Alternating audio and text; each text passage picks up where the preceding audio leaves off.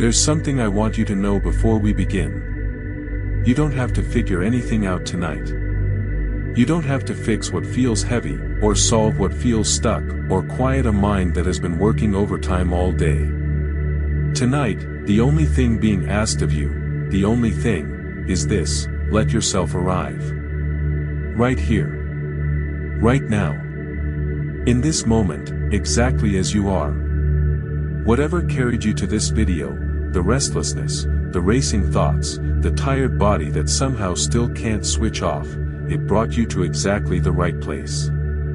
Because what you're about to experience isn't just a story. It's a journey inward. To a part of you that is already calm. Already whole. Already at rest. Over the next chapters, I'm going to guide you through a world designed for one purpose only: to bring you home to yourself. To sleep. To peace. To the version of you that exists beneath every worry, beneath every to-do list, beneath every version of yourself the world asks you to be. So before we go anywhere, I want you to do just one thing. Take a single, slow breath in, and let it go. Good. You're already here. If this kind of deep, guided rest helps you sleep better, I'd love for you to subscribe and leave a comment below telling me where in the world you're listening from tonight. Your presence here means more than you know. Now, close your eyes, let your body settle, and let me take you somewhere quiet. Begin by letting your body be exactly where it is. You don't need to shift or adjust or arrange yourself into any particular shape. You don't need to perform relaxation or manufacture stillness. Whatever position you're in right now, whether you're lying on your back, curled onto your side, or somewhere in between, that is the right position. That is your position. And it is enough. Simply allow the surface beneath you to do what it was made to do. Let it hold you. Let it carry the full weight of your body, without you needing to grip or brace or resist. You've been holding yourself up all day, through every conversation, every decision, every moment that asked something of you. But right now, in this moment, nothing is asking anything of you at all. So let go. Just a little. Just for now. Notice the weight of your head against the pillow beneath it. There's no need to lift it, no need to turn it. Simply let it sink, just a degree or two deeper, into that soft support. And as it does, feel how the tension that lives along the back of your neck begins, very slowly, to release. Not because you're forcing it to, but because the body, when given permission, knows how to let go. It has always known. Take a breath now. A slow, deliberate breath, in through the nose, all the way down into the belly. Feel the ribcage expand outward. Feel the chest rise. Hold it there for just a moment, just long enough to feel the fullness of it. And then release it, slowly, without effort, through slightly parted lips. Let that breath go like you're setting something down that you've been carrying too long. Good. Now another breath. This one a little slower. A little deeper. Breathing in as if you are drinking in the very air of this moment, clean and cool and quiet. And breathing out as if you are exhaling everything that no longer belongs to this night. The worries. The to-do lists. The conversations that replay themselves without your permission. Let them leave on this breath. You can return to them tomorrow if you need to. They will still be there. But tonight, they are not yours to carry. Breathe in. And breathe out. One more. And this time, as you exhale, let your eyes grow heavier. Let the muscles around them soften. Let the space between your brows, that place where tension so often collects, let it smooth itself out, like water finding its own level. There is nothing to furrow a brow at here. There is nothing to squint at or scan for or worry about. There is only this breath. This moment. This quiet. And you are safe within it. Now I want to draw your attention to something very simple. Something you may have stopped noticing because it happens so naturally, so quietly, so endlessly. I want you to notice your own heartbeat. You don't need to press your fingers to your wrist. You don't need to do anything at all. Simply turn your attention inward, toward the center of your chest, and notice the faint, steady drum that lives there. The one that has been beating since before you took your very first breath in this world. The one that has never missed a moment. Never taken a break. Never asked permission or needed instruction. It just beats. Faithfully. Quietly. Constantly. Feel it now. Or simply imagine feeling it, if it's too subtle to sense directly. Let that rhythm become your anchor. That slow, even pulse that says, you are alive. You are here. You are being held by something far larger and far more faithful than your worries. Every beat is a reminder that your body knows what to do. It knows how to rest. It knows how to heal. It knows how to restore itself in the dark hours, knitting together the frayed edges of a long day, rebuilding, renewing, recalibrating, all while you simply rest. All while you simply allow it. Your only job right now is to allow. Allow the heartbeat to continue on its own. Allow the breath to move in and out of its own accord.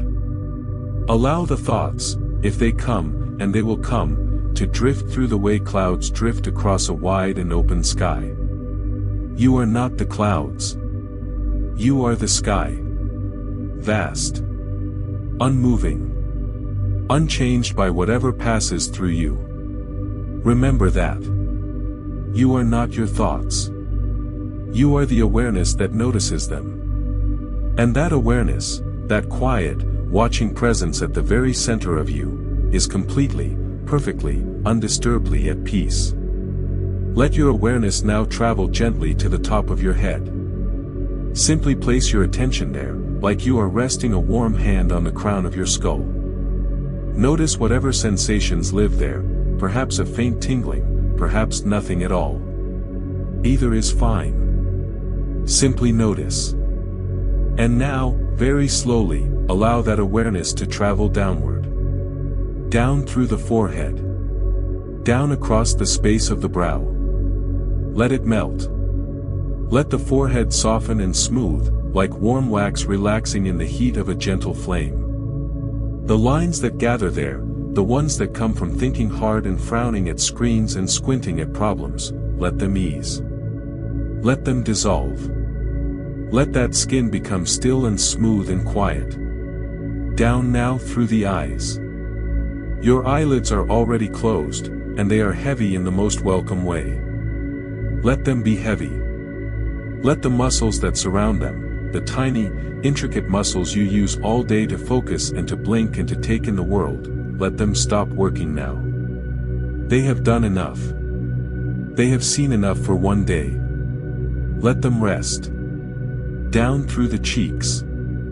Down across the jaw. Notice if you are holding tension in the jaw, most people are, without ever realizing it. The jaw carries so much.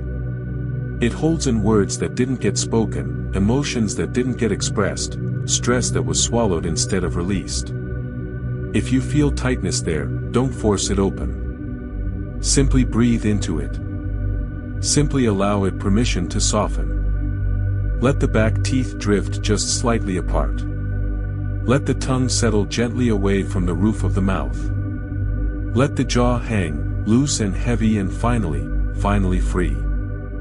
Feel how the relaxation in the jaw ripples outward, into the cheeks, the temples, the earlobes.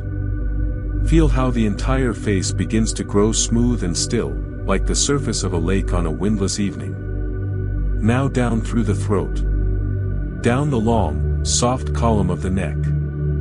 The muscles on either side of your neck, the ones that hold your head upright all day long, that turn and tilt and crane and peer, let them surrender now. They don't need to hold anything up. The pillow is doing that work. Let them go slack. Let them melt downward into the mattress. Down across the collarbones. Down into the broad, warm expanse of the shoulders. Ah! The shoulders. This is where so many of us carry the weight of our lives. In the shoulders. In the space between the shoulder blades. In that high, tight ridge that runs from the base of the neck outward to each arm. Notice what's there. Notice if the shoulders have crept upward toward the ears. They often do, without our awareness, as if trying to protect us from something. If they have, simply invite them, gently, without force, to drop. To fall away from the ears. To descend. To release. Feel them lower. Feel the space that opens up along the sides of your neck as they do. Feel how the whole upper body exhales with relief when the shoulders are finally allowed to come down. You've been carrying the world on those shoulders. You don't have to tonight.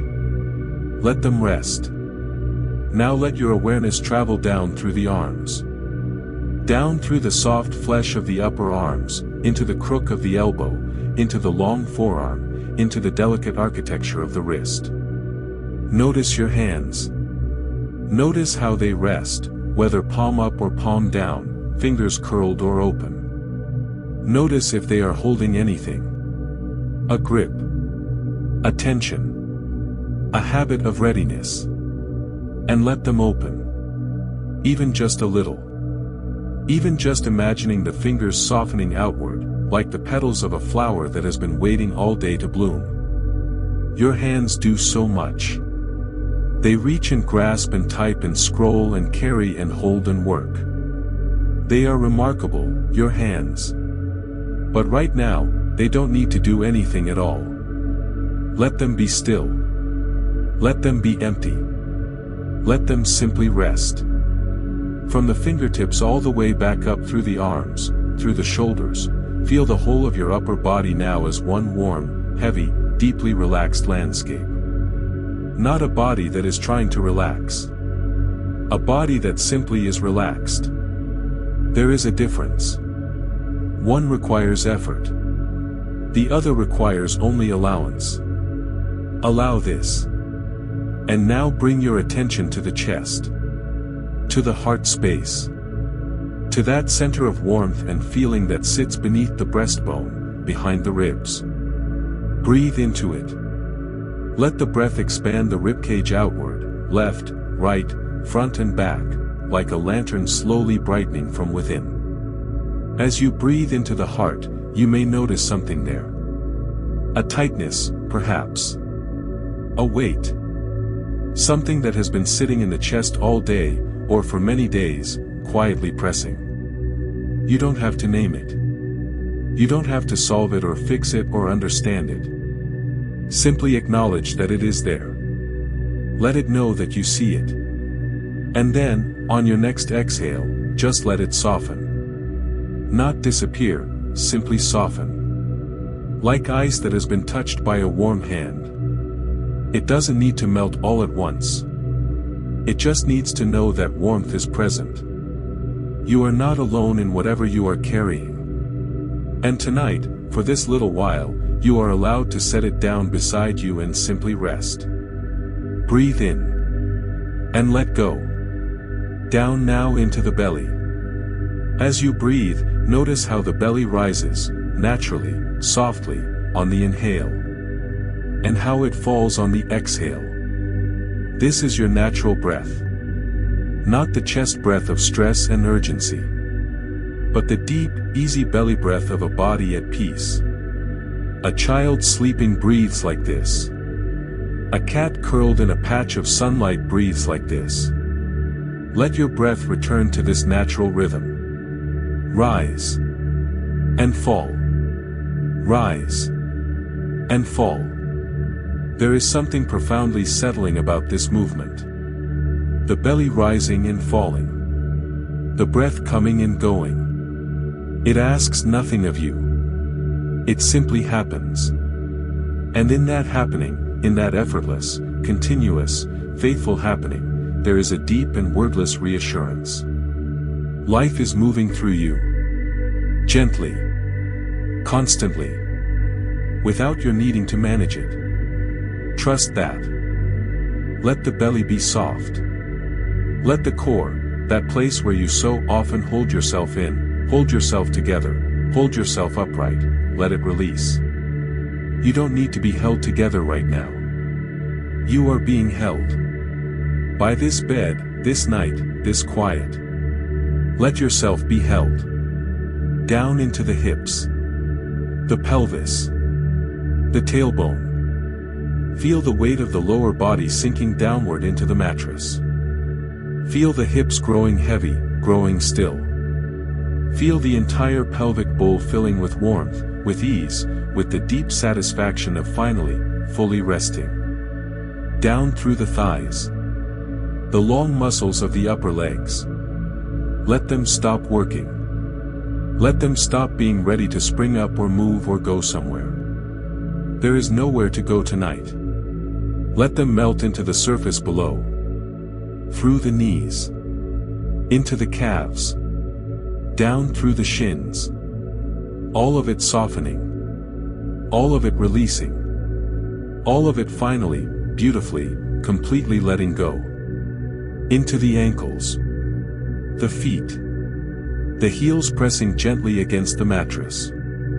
The arches. The toes, perhaps curled slightly, perhaps spread wide. Wherever they are, let them be still.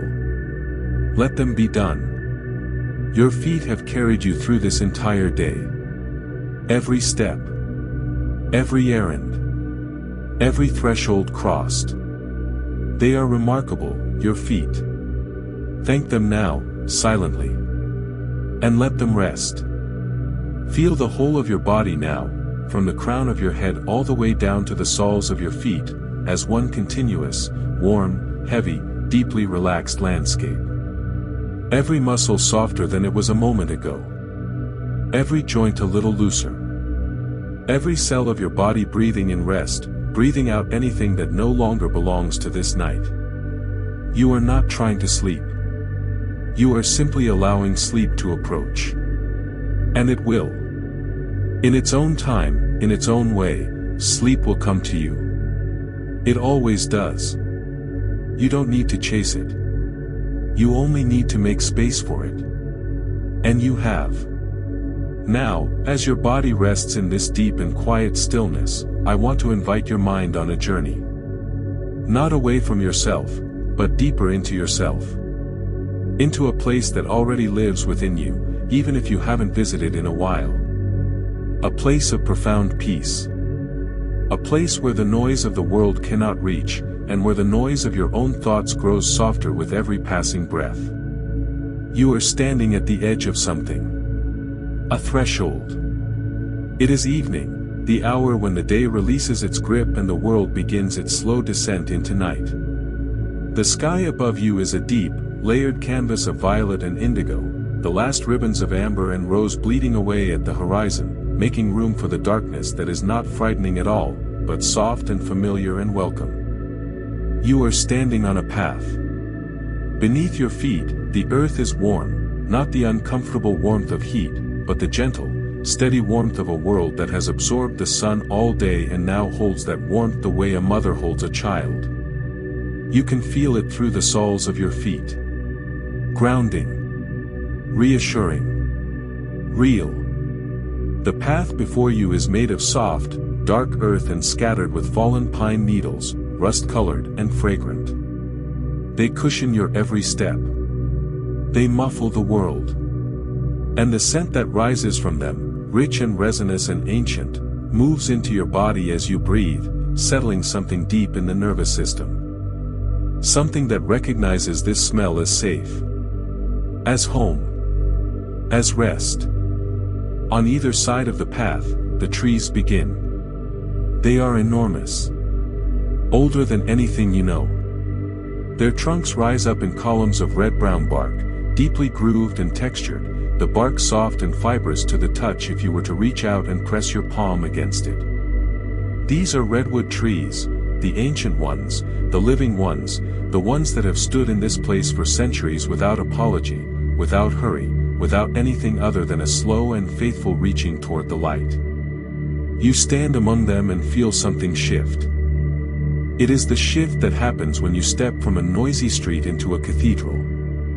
When you move from the outside world into a space so vast, so old, so quietly powerful that the smallness of your daily worries becomes, in a moment, obvious and even gentle. Not shameful. Not dismissed. Simply small. Small in the way that a cloud is small against the width of the sky. Present, yes. But not the whole picture. The trees around you are the whole picture. And they are saying, not in words, but in the language of their extraordinary presence, that you are welcome here. That you have always been welcome here. That this place has been waiting for you. Take a step forward along the path. And then another. Let your pace be slow. There is no destination to reach tonight, no arrival time, no urgency whatsoever.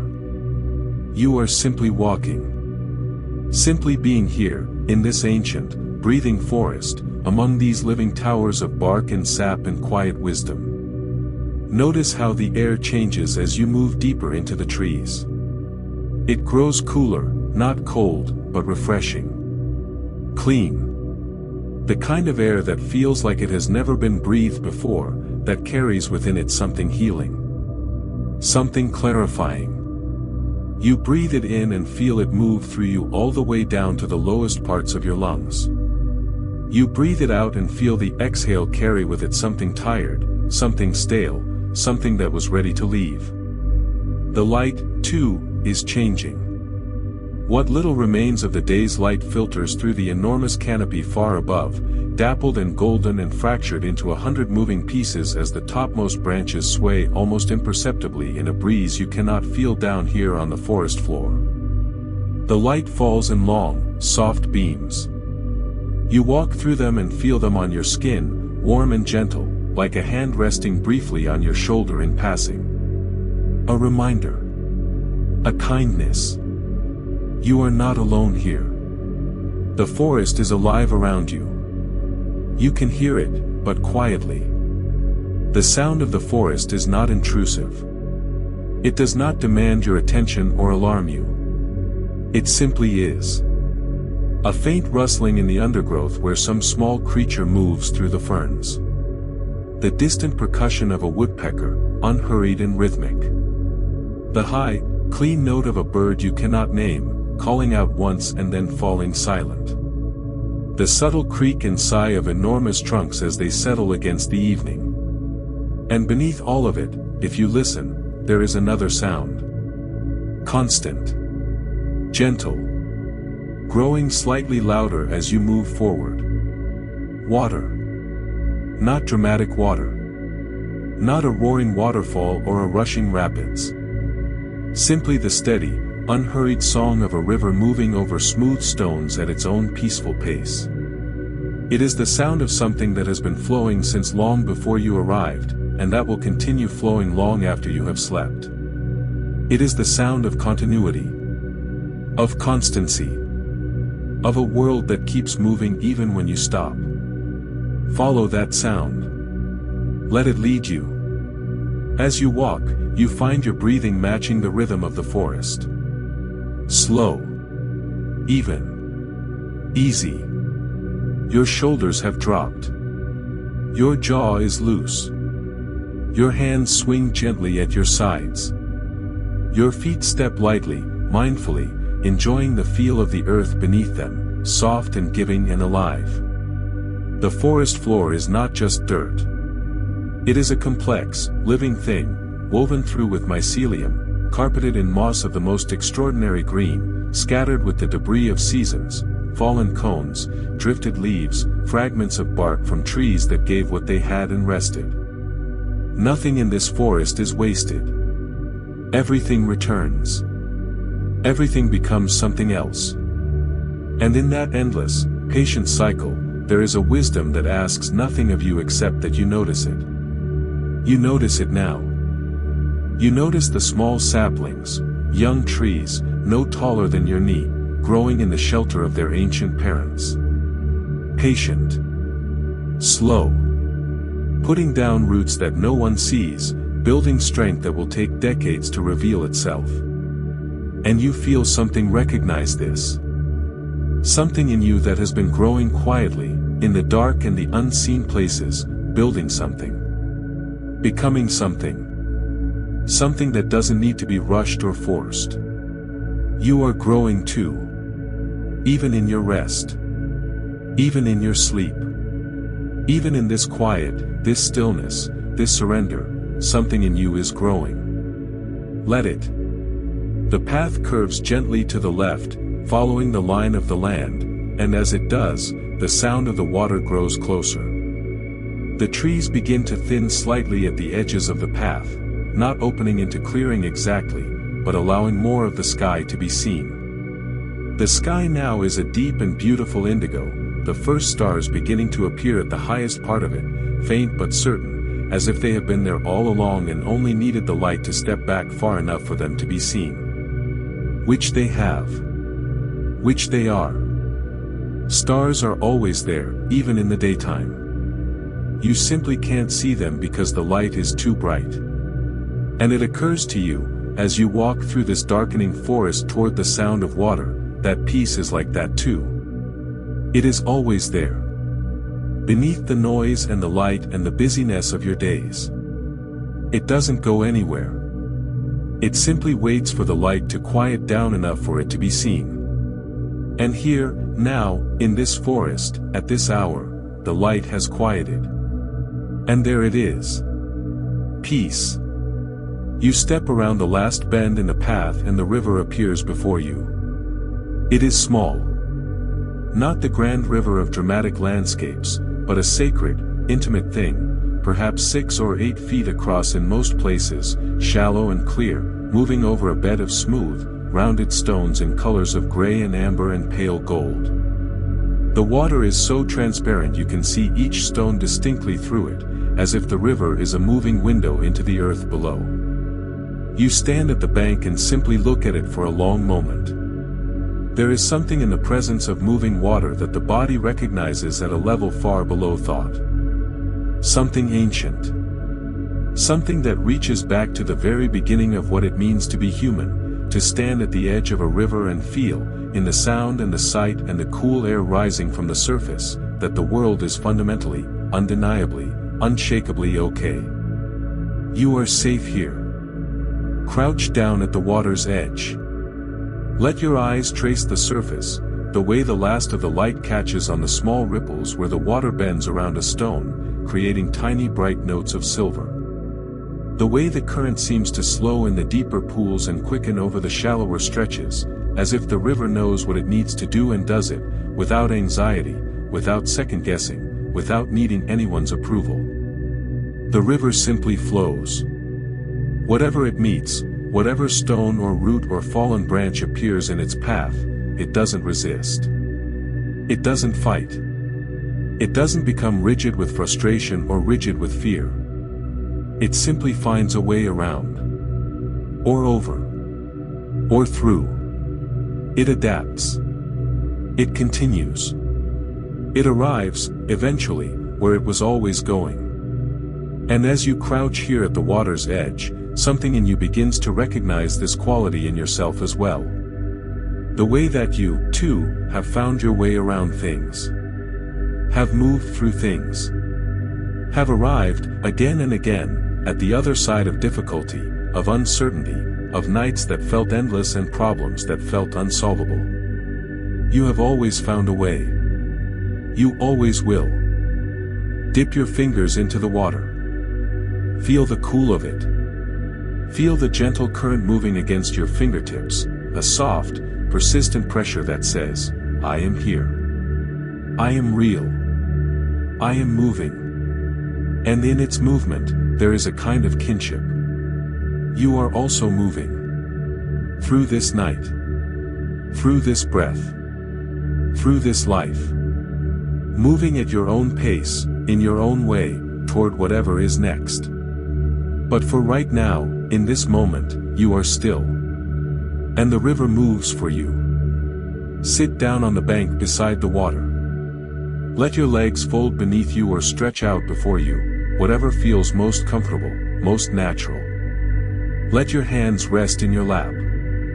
Let your gaze rest on the water's surface, where the last of the evening light is performing something extraordinary, a slow, shifting dance of reflection and luminosity, the water holding a glow that seems almost to come from within the river itself rather than from any external source.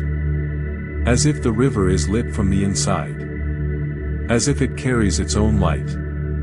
And breathing here, beside this self-illuminated water, with the great redwoods rising on all sides and the night sky deepening above and the sounds of the forest settling into their evening rhythms, in this moment, you feel it. A releasing. A softening. A descent. Not into nothing. Into everything. Into the full, quiet, spacious experience of simply being alive in a world that is beautiful and old and patient and asking absolutely nothing of you tonight. Your mind begins to slow. The thoughts that have been circling, the ones that loop back on themselves, the ones that replay the day, the ones that jump ahead to tomorrow, they are still there, perhaps. But they feel different here. Less urgent. Less insistent. They drift through like leaves on the surface of the river, and you watch them with something that might be curiosity, or compassion, or simply neutrality. They arrive. And they move on. And the river beneath them carries them away. You don't have to fix them. You don't have to follow them. You only have to let them float. And as each thought floats away, you feel yourself settling more deeply into this bank, this body, this moment. The earth beneath you is solid and patient and warm. The air around you is clean and soft and faintly scented with pine and damp stone and something green and alive that has no name but feels like healing. And you are so tired. In the best way. In the way that means you have lived today. That you brought yourself fully to it, and now it is done, and the night is here, and rest is not just permitted, it is required. It is the completion of the day. It is the final, necessary breath of a cycle that is exactly as it should be. Day. Night. Waking. Sleeping. Movement. Rest. You are moving toward rest now. You are almost there. The river beside you is singing its quiet, constant song, and it is the same song the water has always sung, the one that says, all is well. All is moving. All is flowing in the direction it was always meant to flow. Including you. Take one more slow, deep breath, in through the nose, filling the belly, filling the chest, filling the whole of yourself with the clean, river-cool, forest-breathing air of this extraordinary, peaceful place. And hold it for just a moment. Feel the fullness of it. And now let it go, slowly, completely, without reservation. Let it carry with it the last of your day. The last of your worry. The last of your holding on. And as you exhale, allow yourself to affirm, not with great effort or great feeling, but simply, quietly, truthfully, what is real about you in this moment. I am here. I am safe. I am allowed to rest. I am more than my thoughts, more than my worries, more than any single day. I am whole. I am at peace. I give myself permission, full, unconditional permission, to sleep. Let those words settle into the body like stones settling to the riverbed. Not dramatic. Not effortful. Simply settling. Finding their place. Becoming still. And let your eyes, behind their closed lids, grow heavier still. Let the image of the river soften at the edges. Let the sound of the water become the only thing. Let the trees around you become less distinct, more like a feeling than a picture. More like a presence.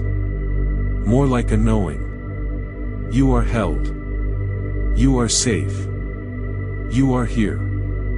And sleep, patient, faithful, ancient sleep, is already on its way to you. You only need to let it arrive. Let it arrive. Stay with the river. Stay with the sound of the water moving over smooth stones. Stay with the feeling of the earth beneath you and the ancient trees standing watch. You don't need to hold on to any of it. Simply let it hold you. When you are ready, and there is no hurry, we will walk a little further into this forest. Into the deeper quiet. Into the deeper rest. But only when you are ready. For now, simply rest here. Beside the river. In the dark. In the peace. In the beautiful, ordinary, extraordinary peace of simply being alive. You are still here. Beside the river. In the dark. In the quiet that has settled over this ancient forest like a second canopy, softer than the branches overhead, but just as sheltering. Just as real. You may have drifted a little since we were last together.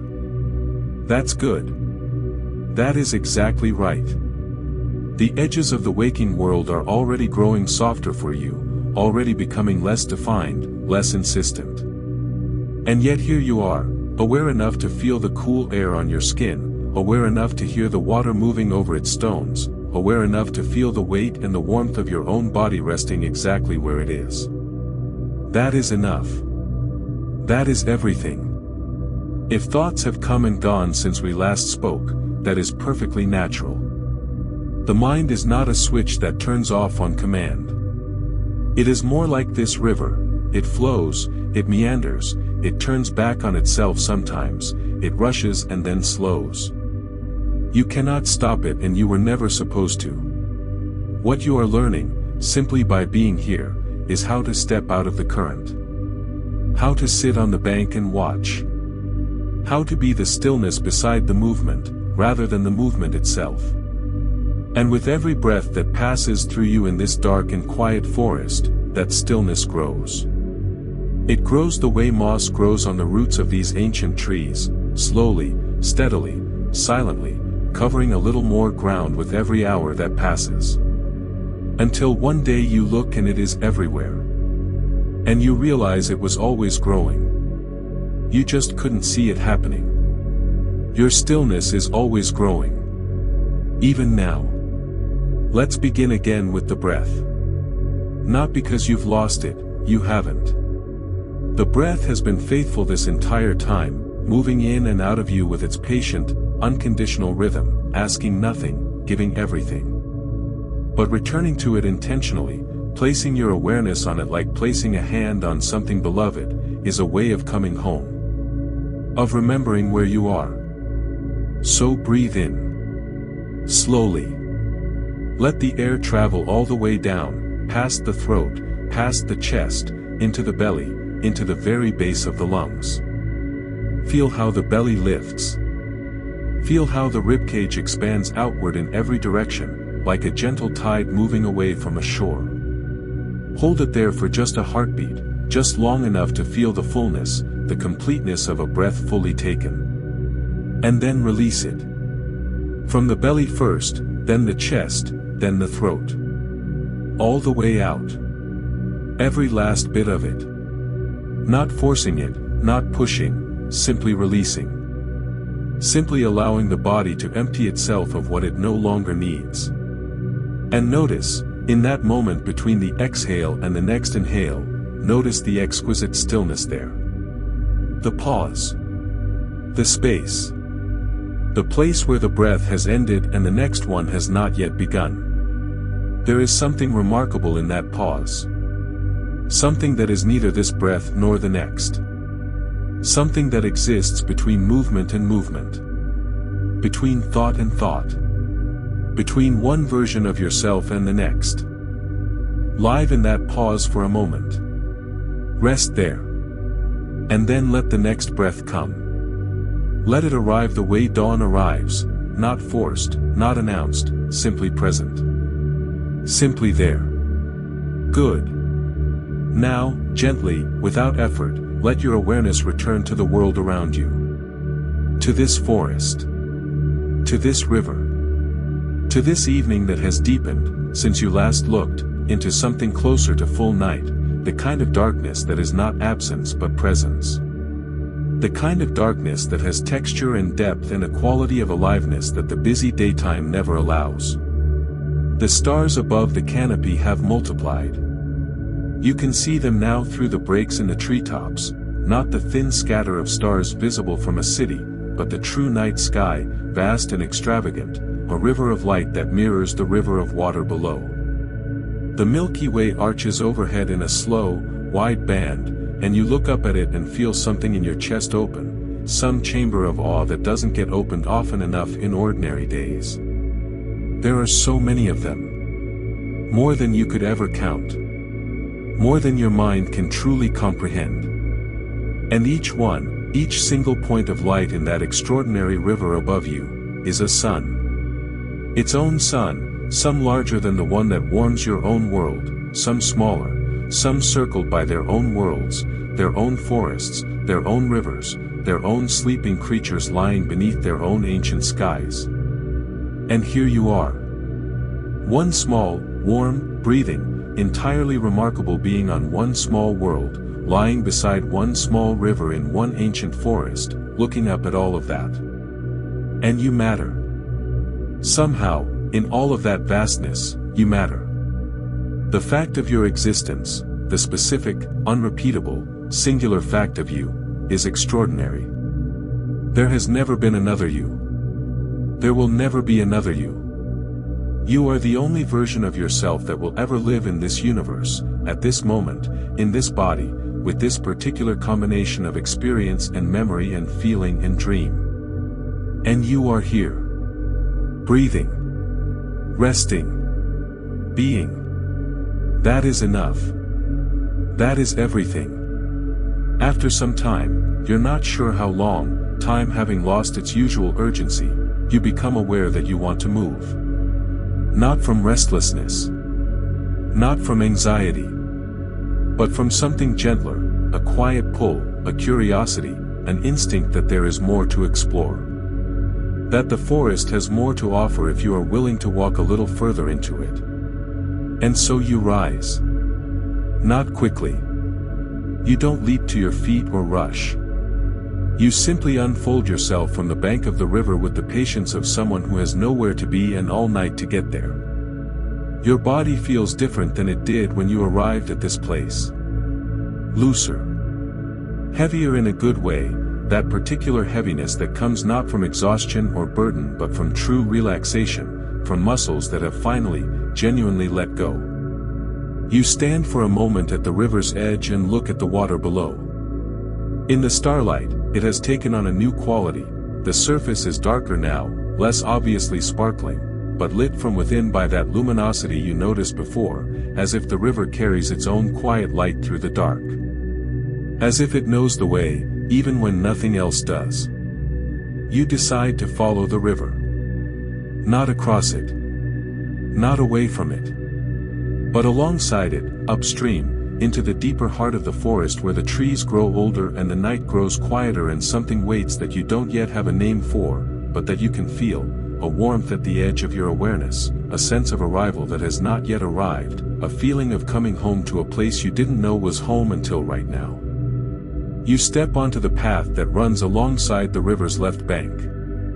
It is soft underfoot, softer than before, as if the earth has been preparing for your return. The pine needles make a whispering sound beneath your feet with each step, and that sound, that soft, repeated shush of your own footfall, becomes its own kind of rhythm. Its own kind of lullaby.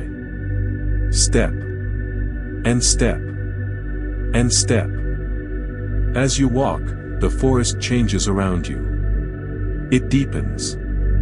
The trees grow taller, if that is even possible, given how tall they already are, and the gaps between their trunks grow narrower, the canopy above you thickening until the stars are only visible in occasional glimpses, small windows of sky between the branches.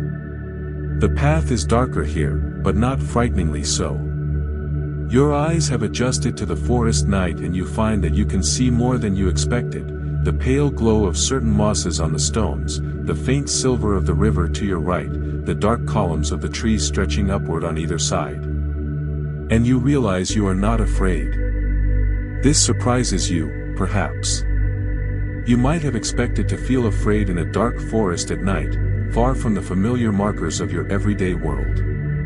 But fear requires a sense of threat, and there is nothing threatening here. Everything around you, the trees, the river, the moss-covered earth, the small and hidden creatures going about their nocturnal lives, everything is simply living. Simply being. Simply doing what it has always done, night after night, for longer than memory reaches. You are a guest in something ancient. And ancient things know how to hold their guests. The trees on either side of the path are no longer just trees.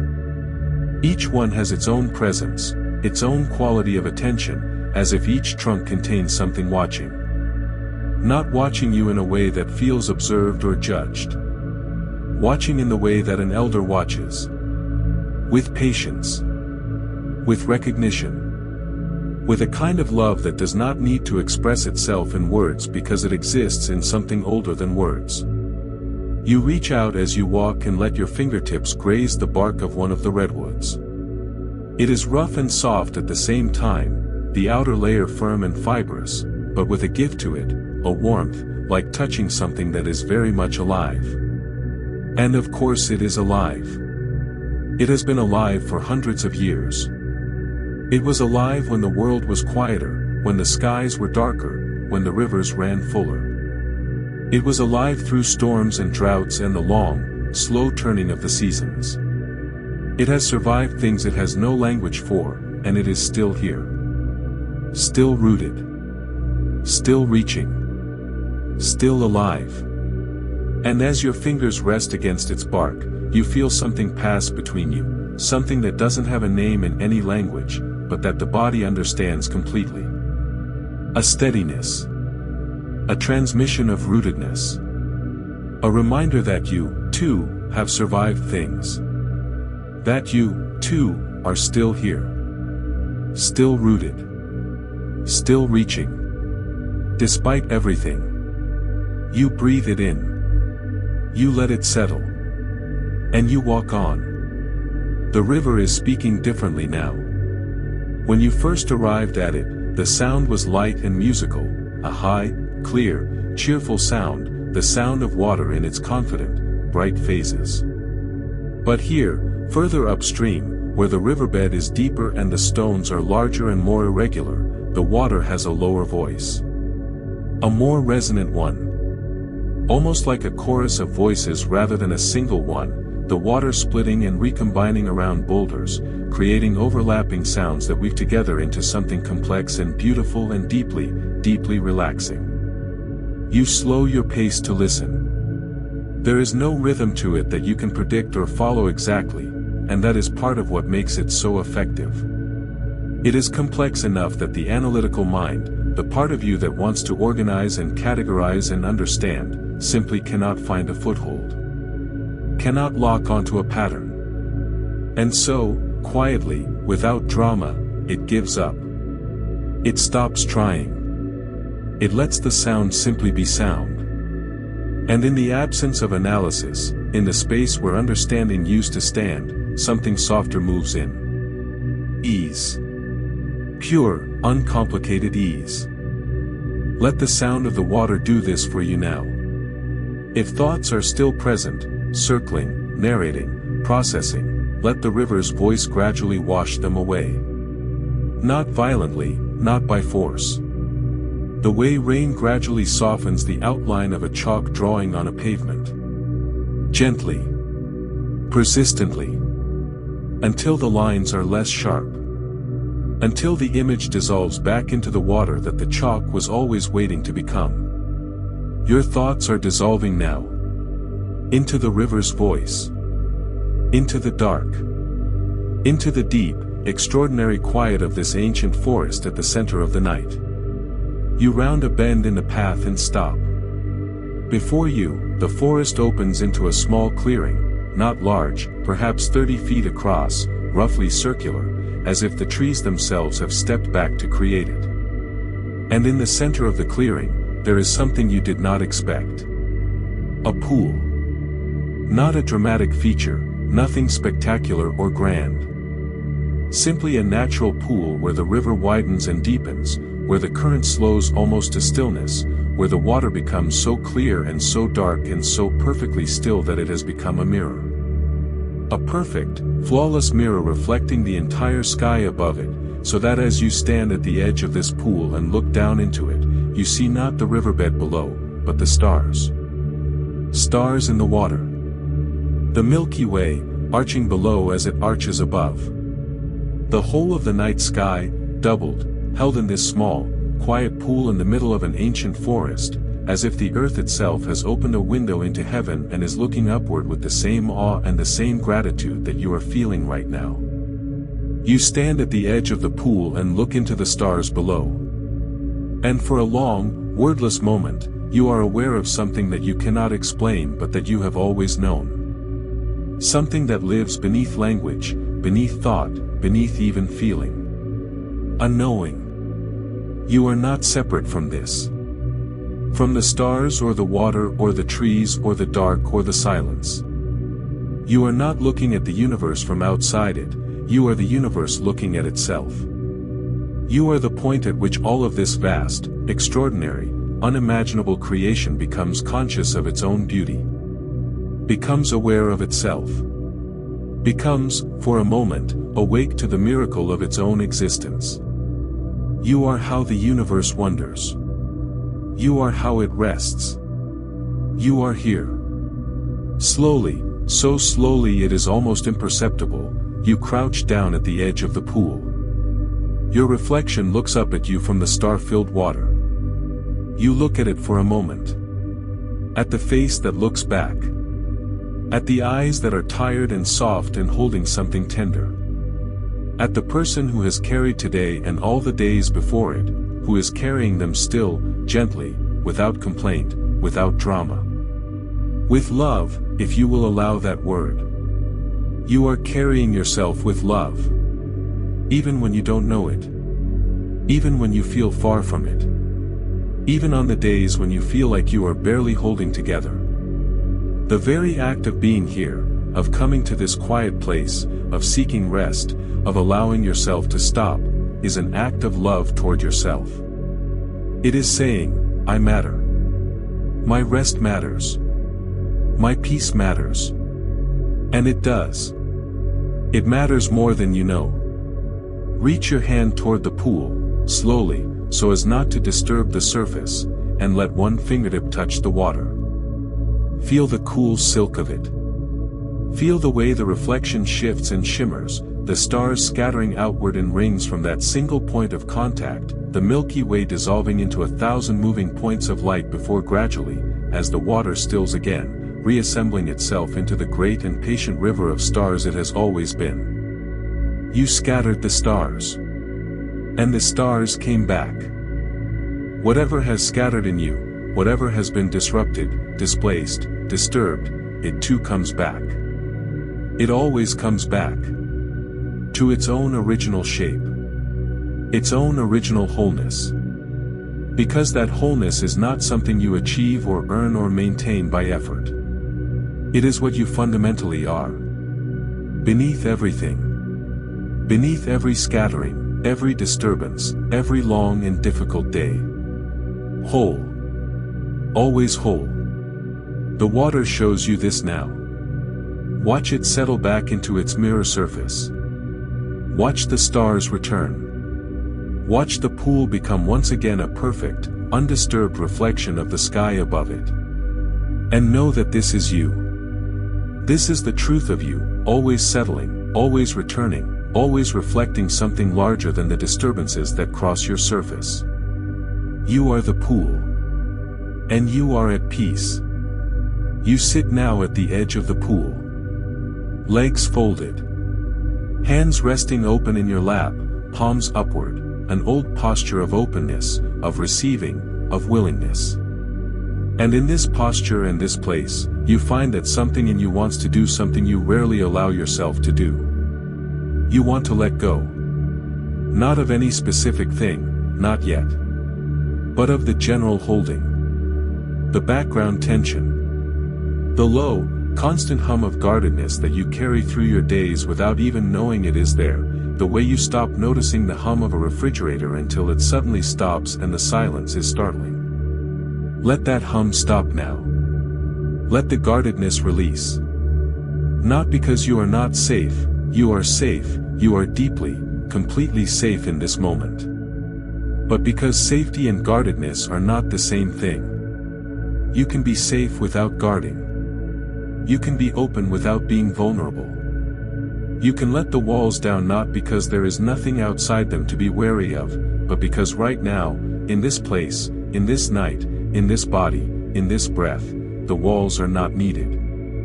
You are protected by the trees. By the dark. By the river. By the night. By sleep itself, which is drawing ever closer, drawing you ever gently toward it. Let the guardedness dissolve. Feel it happening. Feel the subtle softening of the muscles around the heart, the ones that tense in self-protection, the ones that know too well the shape of old hurts and old fears, the ones that are so very tired of their vigil. Let them know they can stop. Just for tonight. Just for these quiet hours when the world is asleep and nothing new can hurt you and the only thing moving is this breath and this river and these stars. Let them rest. And as they do, feel what is underneath the guardedness. Feel what has been waiting there, patient and quiet and steady, behind all the protecting. Feel the warmth of it. The simple, pure, uncomplicated warmth of your own being, your own life force, your own irreducible aliveness. The you that exists before thought, before identity, before story. The you that was born knowing how to rest. The you that is still here. The pool reflects the stars. The forest breathes around you. The river continues its quiet conversation with the stones. And you sit in the center of all of it, not separate from it, not observing it from a distance, but held within it. Woven into it. Part of the pattern. A thought comes. You notice it, the way you have been practicing noticing, with the neutrality of someone watching the river flow. You see the thought arrive on the surface of your awareness. You see it drift. You see it catch the faint light of the stars and shimmer briefly. And then you watch it dissolve into the water, the way your fingertip dissolved the reflection earlier. Gone. Without effort. Without struggle. Another thought. You notice it too. You watch it come. You watch it go. And the space between the thoughts is growing. It is growing the way dawn grows, imperceptibly, and then all at once. The space between each thought is becoming a moment. Then several moments. Then a stretch of pure, open, wordless quiet in which there is only the breath and the river and the stars and the steady, faithful beating of your heart. In this quiet, allow yourself to feel the following. Not to think it. Not to analyze it. Simply to feel it, the way you feel warmth or coolness or the texture of the earth beneath you. Simply receive these truths into the body, the way the pool receives the stars. You are enough. Exactly as you are. Exactly as you arrived tonight, tired, perhaps. Uncertain, perhaps. Carrying what you carry. Feeling what you feel. In all of it, through all of it, underneath all of it, you are enough. You have always been enough. The measuring and the comparing and the constant assessment of whether you are doing enough, being enough, becoming enough, let all of that rest beside the river tonight. Let the current take it. It was never the whole truth of you anyway. The whole truth of you is here. In this breath. In this body. In this quiet. You are enough. You are loved. Even when it doesn't feel like it. Even when the people around you are struggling to show it. Even when the circumstances of your life look nothing like what love is supposed to look like. Underneath all of that, woven into the very fact of your existence, there is something that can only be called love. Something that put breath in your lungs and light in your eyes and the capacity for wonder in your chest. Something that made this world full of rivers and ancient trees and star-filled skies and cool, clear water and the smell of pine at night and the sound of a forest settling into sleep. Something made all of this. And it made you to be in it. To notice it. To be moved by it. That is love. You are loved. Let it in. Not with effort, you cannot effort your way into receiving love. Simply relax the part of you that resists it. Simply soften the armor around the heart, just a degree, just enough to let this knowing settle there. You are loved. You have always been loved. The universe has not for a single moment been indifferent to your existence. Your presence here matters. Your breathing matters. Your rest matters. You are loved. You are held. By this earth. By this night. By this body that has carried you faithfully through every single day of your life without once asking for your gratitude, without once going on strike or demanding recognition. Your heart has beaten without interruption. Your lungs have drawn breath without being asked.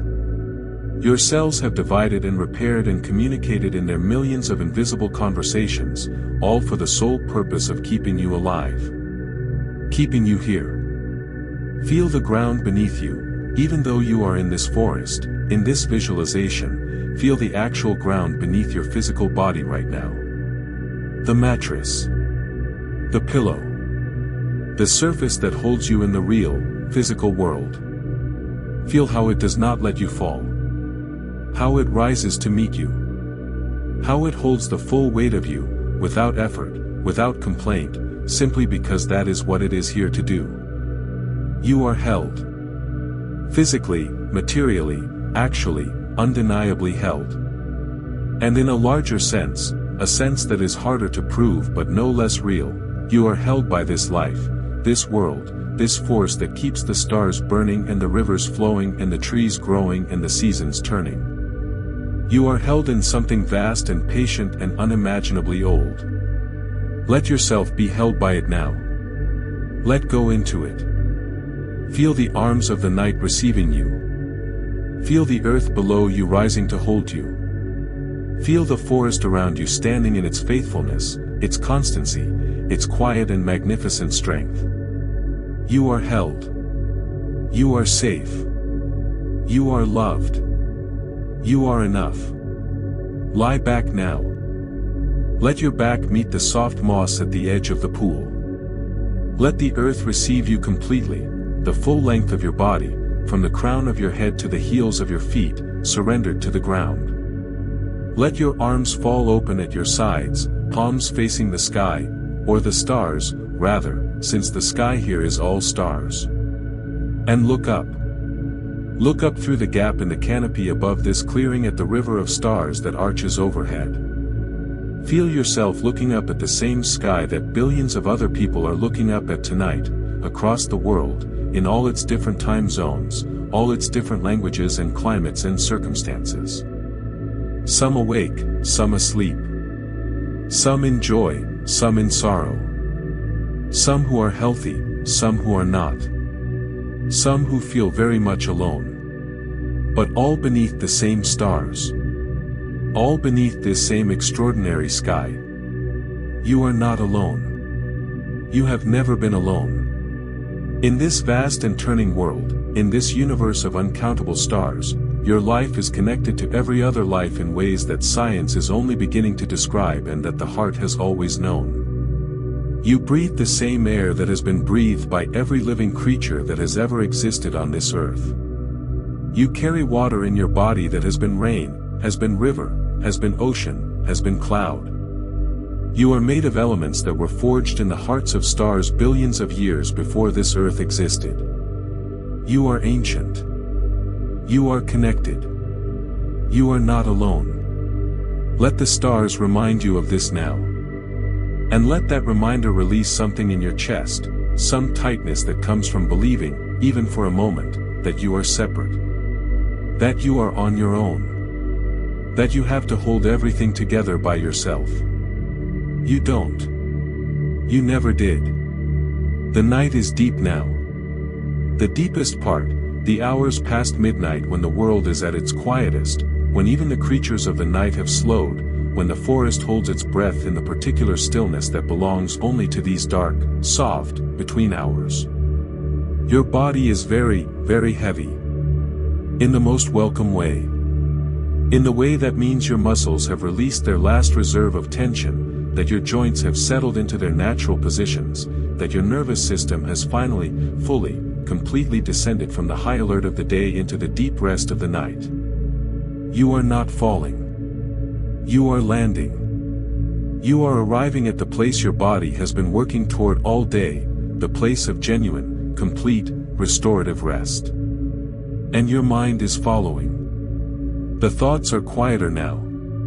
Or perhaps it is simply that you are further from them, that the distance between you and your thinking mind has grown until the thoughts are like sounds heard through several walls, present perhaps, but not demanding, not sharp, not able to pull you back into the full force of their urgency.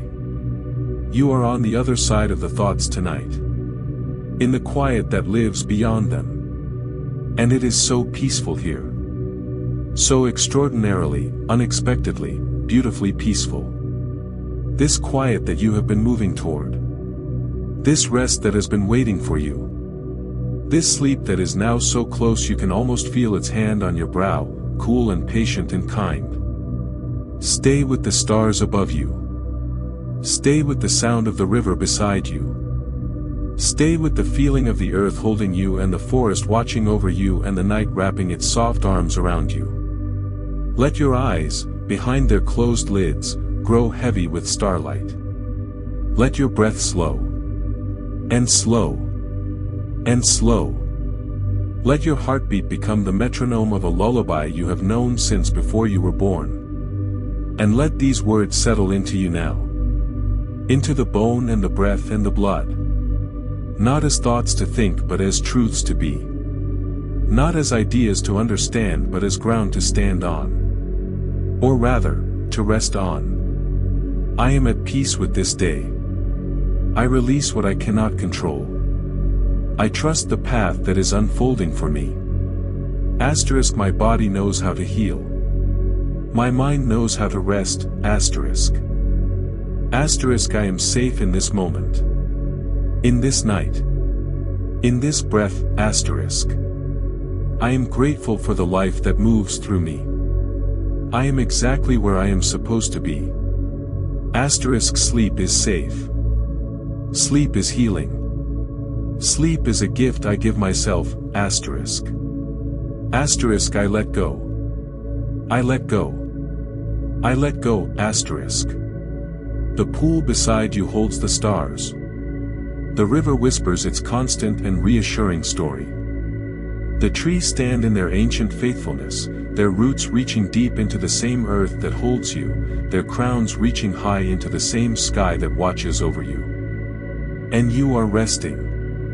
Really resting. Not fighting the night or the thoughts or the silence. Not waiting anxiously for sleep to come. Simply resting, the way you rested as a child, without awareness of the act, without strategy or self-monitoring, simply surrendering to the dark and the quiet and the faithful return of morning that you don't have to plan or manage or make happen. Morning will come. But not yet. For now, there is only this. This breath. This forest. This pool of stars. This extraordinary peace that has been here all along, waiting for you to arrive. Waiting for you to stop long enough to find it. You have found it. Rest here now. Rest in the deep heart of this ancient and faithful night. We will walk a little further when you are ready. Deeper still into the forest. To the place where healing waits in the warmest and most gentle form you have ever encountered it. To the place that was built for you. Just for you. Just for this night. But that is the next step. For now, there is only here. Only this breath. Only this peace. Only this letting go. Let go.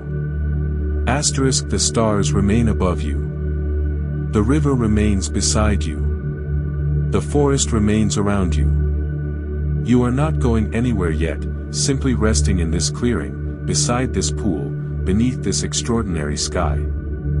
And when the next chapter begins, it will begin gently.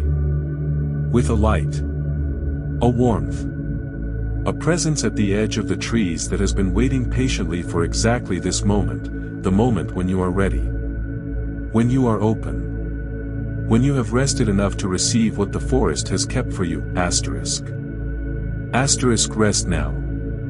The forest is watching. The night is holding. Sleep is very close, asterisk. Let it come. You are still here. Beside the river. In the dark. In the quiet that has settled over this ancient forest like a second canopy, softer than the branches overhead, but just as sheltering. Just as real. You may have drifted a little since we were last together. That's good. That is exactly right. The edges of the waking world are already growing softer for you, already becoming less defined, less insistent. And yet here you are, aware enough to feel the cool air on your skin, aware enough to hear the water moving over its stones, aware enough to feel the weight and the warmth of your own body resting exactly where it is. That is enough. That is everything. If thoughts have come and gone since we last spoke, that is perfectly natural.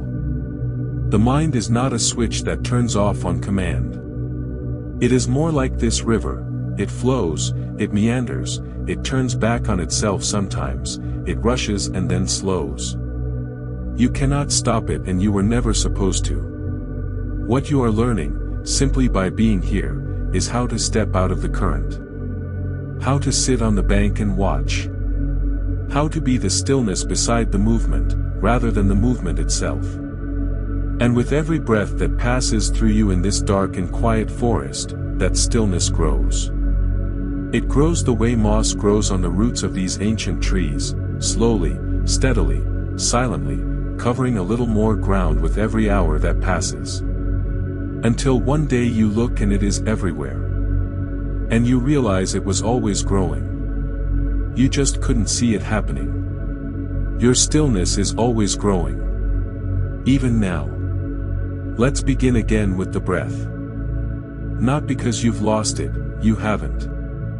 The breath has been faithful this entire time, moving in and out of you with its patient, unconditional rhythm, asking nothing, giving everything. But returning to it intentionally, placing your awareness on it like placing a hand on something beloved, is a way of coming home. Of remembering where you are. So breathe in. Slowly. Let the air travel all the way down, past the throat, past the chest, into the belly, into the very base of the lungs. Feel how the belly lifts. Feel how the ribcage expands outward in every direction, like a gentle tide moving away from a shore. Hold it there for just a heartbeat, just long enough to feel the fullness, the completeness of a breath fully taken. And then release it. From the belly first, then the chest, then the throat. All the way out. Every last bit of it. Not forcing it, not pushing, simply releasing. Simply allowing the body to empty itself of what it no longer needs. And notice, in that moment between the exhale and the next inhale, notice the exquisite stillness there. The pause. The space. The place where the breath has ended and the next one has not yet begun. There is something remarkable in that pause. Something that is neither this breath nor the next. Something that exists between movement and movement. Between thought and thought. Between one version of yourself and the next. Live in that pause for a moment. Rest there. And then let the next breath come. Let it arrive the way dawn arrives, not forced, not announced, simply present. Simply there. Good. Now, gently, without effort, let your awareness return to the world around you. To this forest. To this river. To this evening that has deepened, since you last looked, into something closer to full night, the kind of darkness that is not absence but presence. The kind of darkness that has texture and depth and a quality of aliveness that the busy daytime never allows. The stars above the canopy have multiplied. You can see them now through the breaks in the treetops, not the thin scatter of stars visible from a city, but the true night sky, vast and extravagant, a river of light that mirrors the river of water below. The Milky Way arches overhead in a slow, wide band, and you look up at it and feel something in your chest open, some chamber of awe that doesn't get opened often enough in ordinary days. There are so many of them. More than you could ever count. More than your mind can truly comprehend. And each one, each single point of light in that extraordinary river above you, is a sun. Its own sun, some larger than the one that warms your own world, some smaller, some circled by their own worlds, their own forests, their own rivers, their own sleeping creatures lying beneath their own ancient skies. And here you are. One small, warm, breathing, entirely remarkable being on one small world, lying beside one small river in one ancient forest, looking up at all of that. And you matter. Somehow, in all of that vastness, you matter. The fact of your existence, the specific, unrepeatable, singular fact of you, is extraordinary. There has never been another you. There will never be another you. You are the only version of yourself that will ever live in this universe, at this moment, in this body, with this particular combination of experience and memory and feeling and dream. And you are here. Breathing. Resting. Being. That is enough. That is everything. After some time, you're not sure how long, time having lost its usual urgency, you become aware that you want to move. Not from restlessness. Not from anxiety. But from something gentler, a quiet pull, a curiosity, an instinct that there is more to explore. That the forest has more to offer if you are willing to walk a little further into it. And so you rise. Not quickly. You don't leap to your feet or rush. You simply unfold yourself from the bank of the river with the patience of someone who has nowhere to be and all night to get there. Your body feels different than it did when you arrived at this place. Looser. Heavier in a good way, that particular heaviness that comes not from exhaustion or burden but from true relaxation, from muscles that have finally, genuinely let go. You stand for a moment at the river's edge and look at the water below. In the starlight, it has taken on a new quality. The surface is darker now, less obviously sparkling, but lit from within by that luminosity you noticed before, as if the river carries its own quiet light through the dark. As if it knows the way, even when nothing else does. You decide to follow the river.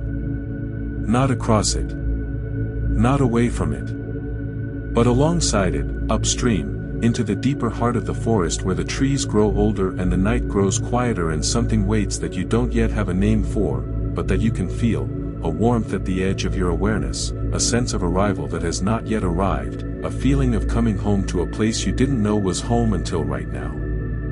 You step onto the path that runs alongside the river's left bank. It is soft underfoot, softer than before, as if the earth has been preparing for your return. The pine needles make a whispering sound beneath your feet with each step, and that sound, that soft, repeated shush of your own footfall, becomes its own kind of rhythm. Its own kind of lullaby. Step. And step. And step. As you walk, the forest changes around you. It deepens. The trees grow taller, if that is even possible, given how tall they already are, and the gaps between their trunks grow narrower, the canopy above you thickening until the stars are only visible in occasional glimpses, small windows of sky between the branches. The path is darker here, but not frighteningly so. Your eyes have adjusted to the forest night and you find that you can see more than you expected, the pale glow of certain mosses on the stones, the faint silver of the river to your right, the dark columns of the trees stretching upward on either side. And you realize you are not afraid. This surprises you, perhaps. You might have expected to feel afraid in a dark forest at night, far from the familiar markers of your everyday world. But fear requires a sense of threat, and there is nothing threatening here.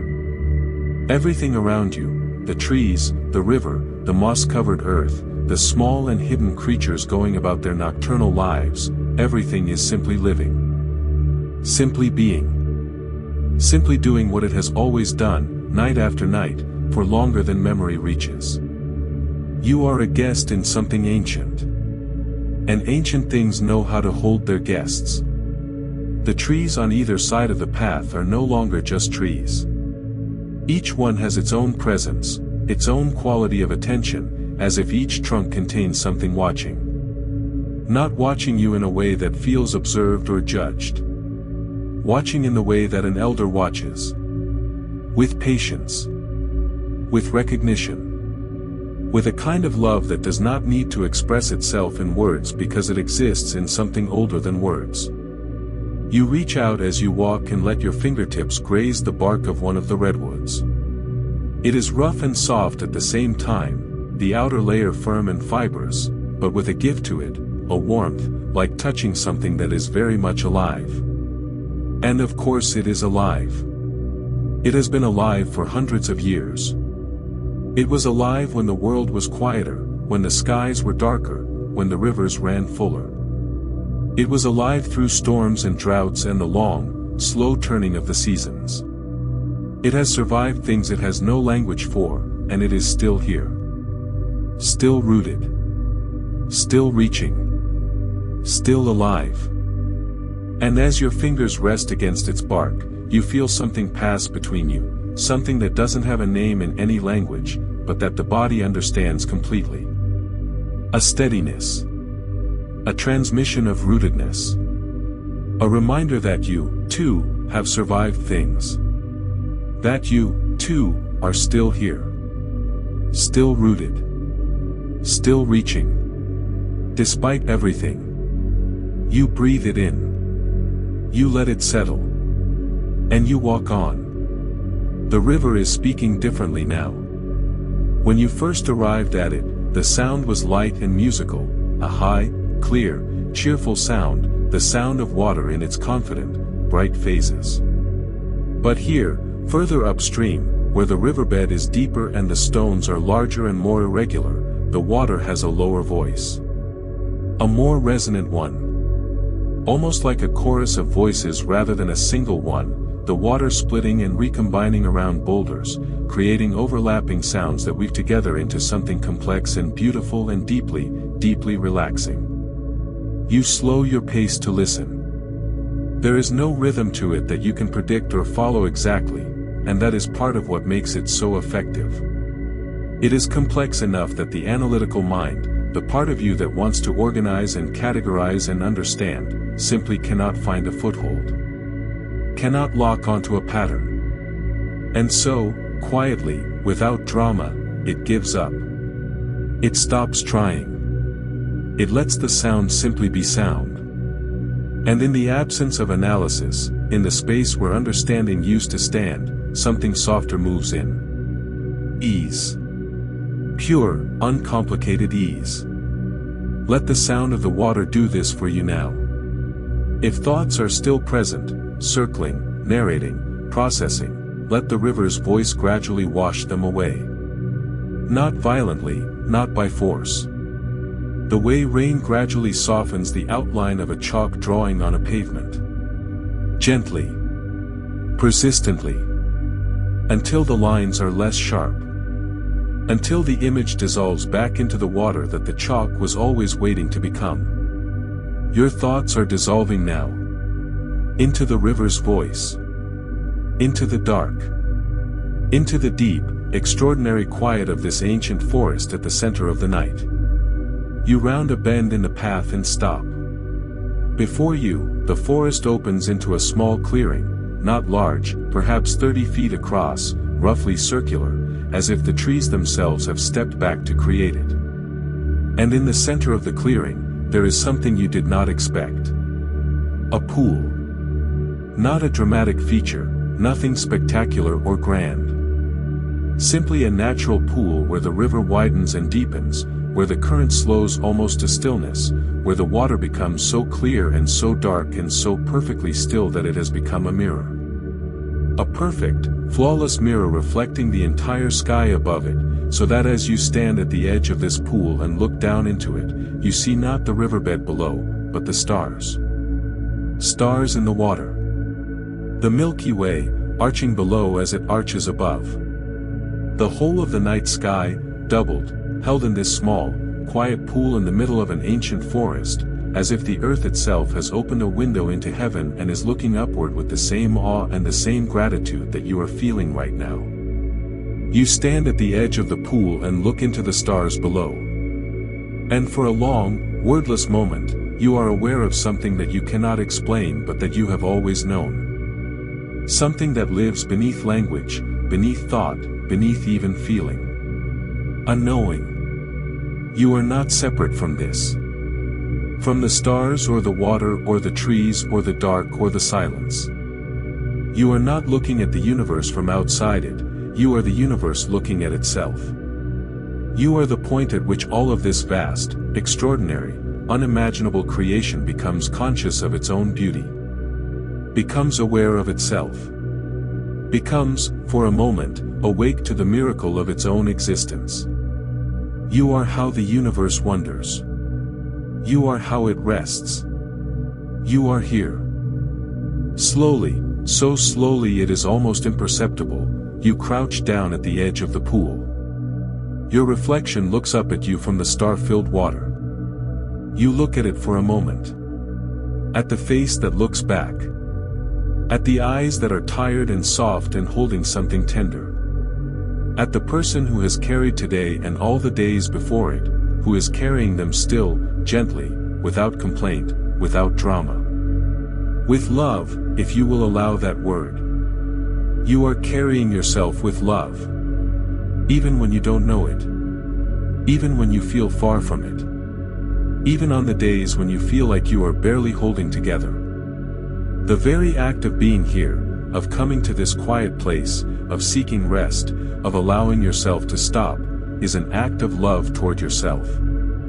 It is saying, I matter. My rest matters. My peace matters. And it does. It matters more than you know. Reach your hand toward the pool, slowly, so as not to disturb the surface, and let one fingertip touch the water. Feel the cool silk of it. Feel the way the reflection shifts and shimmers, the stars scattering outward in rings from that single point of contact, the Milky Way dissolving into 1,000 moving points of light before gradually, as the water stills again, reassembling itself into the great and patient river of stars it has always been. You scattered the stars. And the stars came back. Whatever has scattered in you, whatever has been disrupted, displaced, disturbed, it too comes back. It always comes back. To its own original shape. Its own original wholeness. Because that wholeness is not something you achieve or earn or maintain by effort. It is what you fundamentally are. Beneath everything. Beneath every scattering, every disturbance, every long and difficult day. Whole. Always whole. The water shows you this now. Watch it settle back into its mirror surface. Watch the stars return. Watch the pool become once again a perfect, undisturbed reflection of the sky above it.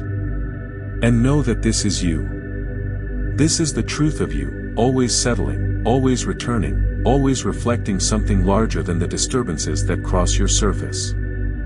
You are the pool. And you are at peace. You sit now at the edge of the pool. Legs folded. Hands resting open in your lap, palms upward, an old posture of openness, of receiving, of willingness. And in this posture and this place, you find that something in you wants to do something you rarely allow yourself to do. You want to let go. Not of any specific thing, not yet. But of the general holding. The background tension. The low, constant hum of guardedness that you carry through your days without even knowing it is there, the way you stop noticing the hum of a refrigerator until it suddenly stops and the silence is startling. Let that hum stop now. Let the guardedness release. Not because you are not safe, you are safe, you are deeply, completely safe in this moment. But because safety and guardedness are not the same thing. You can be safe without guarding. You can be open without being vulnerable. You can let the walls down not because there is nothing outside them to be wary of, but because right now, in this place, in this night, in this body, in this breath, the walls are not needed. You are protected by the trees. By the dark. By the river. By the night. By sleep itself, which is drawing ever closer, drawing you ever gently toward it. Let the guardedness dissolve. Feel it happening. Feel the subtle softening of the muscles around the heart, the ones that tense in self-protection, the ones that know too well the shape of old hurts and old fears, the ones that are so very tired of their vigil. Let them know they can stop. Just for tonight. Just for these quiet hours when the world is asleep and nothing new can hurt you and the only thing moving is this breath and this river and these stars. Let them rest. And as they do, feel what is underneath the guardedness. Feel what has been waiting there, patient and quiet and steady, behind all the protecting. Feel the warmth of it. The simple, pure, uncomplicated warmth of your own being, your own life force, your own irreducible aliveness. The you that exists before thought, before identity, before story. The you that was born knowing how to rest. The you that is still here. The pool reflects the stars. The forest breathes around you. The river continues its quiet conversation with the stones. And you sit in the center of all of it, not separate from it, not observing it from a distance, but held within it. Woven into it.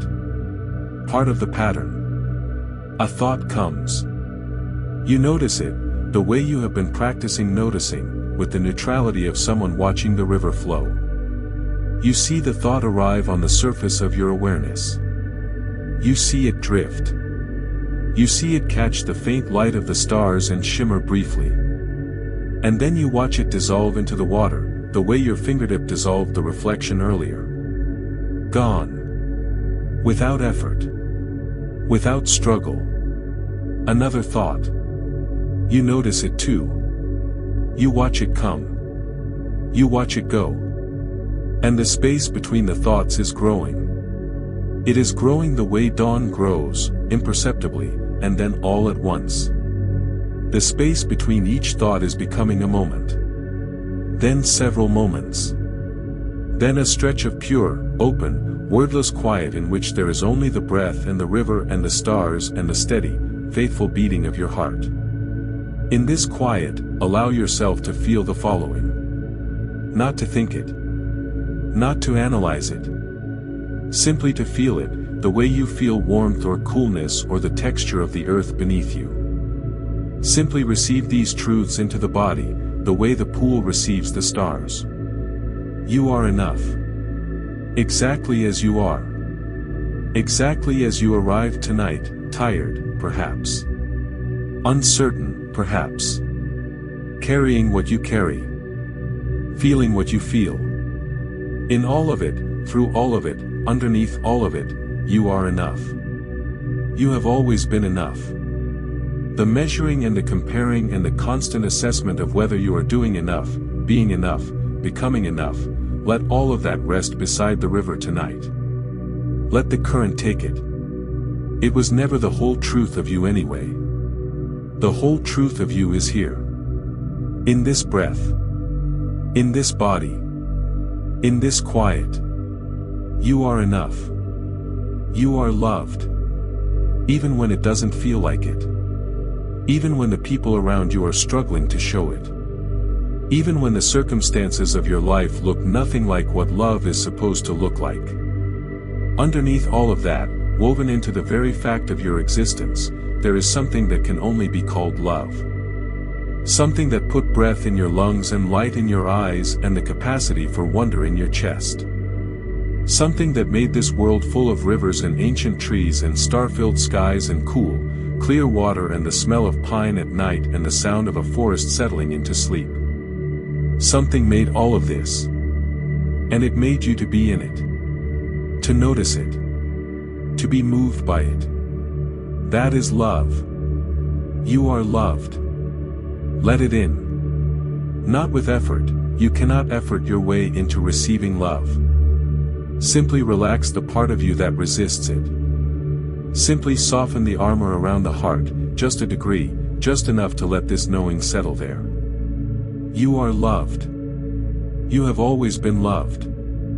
The universe has not for a single moment been indifferent to your existence. Your presence here matters.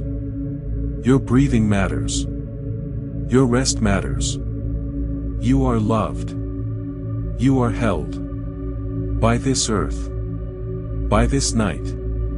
By this body that has carried you faithfully through every single day of your life without once asking for your gratitude, without once going on strike or demanding recognition. Your heart has beaten without interruption. Your lungs have drawn breath without being asked. Your cells have divided and repaired and communicated in their millions of invisible conversations, all for the sole purpose of keeping you alive. Keeping you here.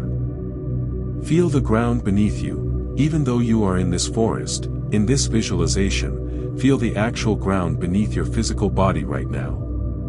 The mattress. The pillow. The surface that holds you in the real, physical world. Feel how it does not let you fall. How it rises to meet you. How it holds the full weight of you, without effort, without complaint, simply because that is what it is here to do. You are held. Physically, materially, actually, undeniably held. And in a larger sense, a sense that is harder to prove but no less real, you are held by this life, this world, this force that keeps the stars burning and the rivers flowing and the trees growing and the seasons turning. You are held in something vast and patient and unimaginably old. Let yourself be held by it now. Let go into it. Feel the arms of the night receiving you. Feel the earth below you rising to hold you. Feel the forest around you standing in its faithfulness, its constancy, its quiet and magnificent strength. You are held. You are safe. You are loved. You are enough. Lie back now. Let your back meet the soft moss at the edge of the pool. Let the earth receive you completely, the full length of your body, from the crown of your head to the heels of your feet, surrendered to the ground. Let your arms fall open at your sides, palms facing the sky, or the stars, rather, since the sky here is all stars. And look up. Look up through the gap in the canopy above this clearing at the river of stars that arches overhead. Feel yourself looking up at the same sky that billions of other people are looking up at tonight, across the world, in all its different time zones, all its different languages and climates and circumstances. Some awake, some asleep. Some in joy, some in sorrow. Some who are healthy, some who are not. Some who feel very much alone. But all beneath the same stars. All beneath this same extraordinary sky. You are not alone. You have never been alone. In this vast and turning world, in this universe of uncountable stars, your life is connected to every other life in ways that science is only beginning to describe and that the heart has always known. You breathe the same air that has been breathed by every living creature that has ever existed on this earth. You carry water in your body that has been rain, has been river, has been ocean, has been cloud. You are made of elements that were forged in the hearts of stars billions of years before this earth existed. You are ancient. You are connected. You are not alone. Let the stars remind you of this now. And let that reminder release something in your chest, some tightness that comes from believing, even for a moment, that you are separate. That you are on your own. That you have to hold everything together by yourself. You don't. You never did. The night is deep now. The deepest part, the hours past midnight when the world is at its quietest, when even the creatures of the night have slowed, when the forest holds its breath in the particular stillness that belongs only to these dark, soft, between hours. Your body is very, very heavy. In the most welcome way. In the way that means your muscles have released their last reserve of tension, that your joints have settled into their natural positions, that your nervous system has finally, fully, completely descended from the high alert of the day into the deep rest of the night. You are not falling. You are landing. You are arriving at the place your body has been working toward all day, the place of genuine, complete, restorative rest. And your mind is following. The thoughts are quieter now. Or perhaps it is simply that you are further from them, that the distance between you and your thinking mind has grown until the thoughts are like sounds heard through several walls, present perhaps, but not demanding, not sharp, not able to pull you back into the full force of their urgency. You are on the other side of the thoughts tonight. In the quiet that lives beyond them. And it is so peaceful here. So extraordinarily, unexpectedly, beautifully peaceful. This quiet that you have been moving toward. This rest that has been waiting for you. This sleep that is now so close you can almost feel its hand on your brow, cool and patient and kind. Stay with the stars above you. Stay with the sound of the river beside you. Stay with the feeling of the earth holding you and the forest watching over you and the night wrapping its soft arms around you. Let your eyes, behind their closed lids, grow heavy with starlight. Let your breath slow. And slow. And slow. Let your heartbeat become the metronome of a lullaby you have known since before you were born. And let these words settle into you now. Into the bone and the breath and the blood. Not as thoughts to think but as truths to be. Not as ideas to understand but as ground to stand on. Or rather, to rest on. I am at peace with this day. I release what I cannot control. I trust the path that is unfolding for me. Asterisk, my body knows how to heal. My mind knows how to rest, asterisk. Asterisk, I am safe in this moment. In this night. In this breath, asterisk. I am grateful for the life that moves through me. I am exactly where I am supposed to be. Asterisk, sleep is safe. Sleep is healing. Sleep is a gift I give myself, asterisk. Asterisk, I let go. I let go. I let go, asterisk. The pool beside you holds the stars. The river whispers its constant and reassuring story. The trees stand in their ancient faithfulness, their roots reaching deep into the same earth that holds you, their crowns reaching high into the same sky that watches over you. And you are resting. Really resting. Not fighting the night or the thoughts or the silence. Not waiting anxiously for sleep to come. Simply resting, the way you rested as a child, without awareness of the act, without strategy or self-monitoring, simply surrendering to the dark and the quiet and the faithful return of morning that you don't have to plan or manage or make happen. Morning will come. But not yet. For now, there is only this. This breath. This forest. This pool of stars. This extraordinary peace that has been here all along, waiting for you to arrive. Waiting for you to stop long enough to find it. You have found it. Rest here now. Rest in the deep heart of this ancient and faithful night. We will walk a little further when you are ready. Deeper still into the forest. To the place where healing waits in the warmest and most gentle form you have ever encountered it. To the place that was built for you. Just for you. Just for this night. But that is the next step. For now, there is only here. Only this breath. Only this peace. Only this letting go. Let go. Let go. Let go. Soft bridge into chapter 3. Asterisk. The stars remain above you. The river remains beside you. The forest remains around you. You are not going anywhere yet, simply resting in this clearing, beside this pool, beneath this extraordinary sky. And when the next chapter begins, it will begin gently. With a light. A warmth. A presence at the edge of the trees that has been waiting patiently for exactly this moment, the moment when you are ready. When you are open. When you have rested enough to receive what the forest has kept for you, asterisk. Asterisk. Rest now. The forest is watching. The night is holding. Sleep is very close, asterisk. Let it come. End of chapter 2. You are still here. Still breathing. Still held. Still resting in the clearing beside the star-filled pool, the forest wrapped around you like the walls of the oldest, safest room you have ever been in. The river continues its quiet conversation somewhere to your right, that steady, unhurried voice that has been with you since you first arrived in this place, that has not once grown impatient, not once fallen silent, not once asked anything of you except that you listen. You have been listening.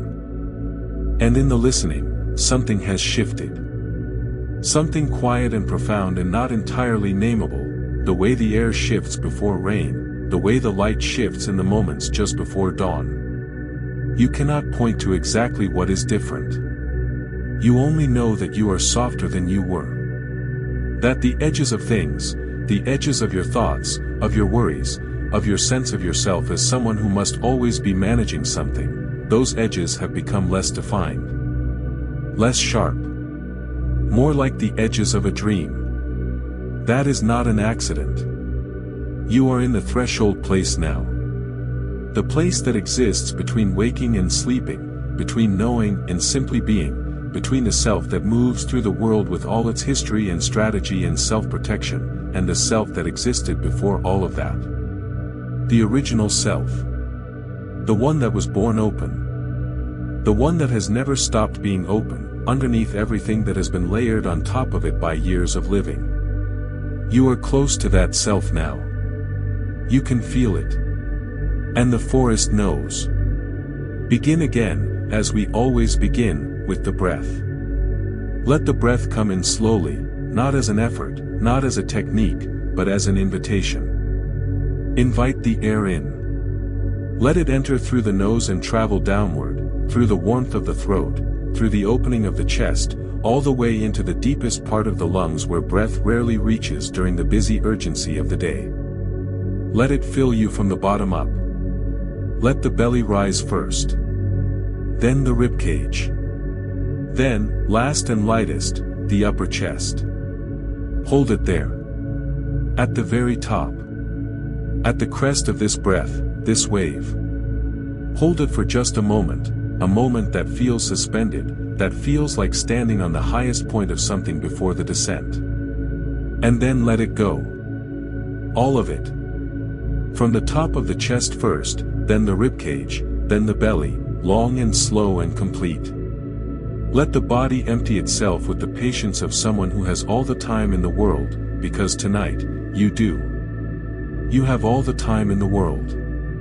There is nowhere to be after this exhale except here, in this breath, in this moment, in this extraordinary night.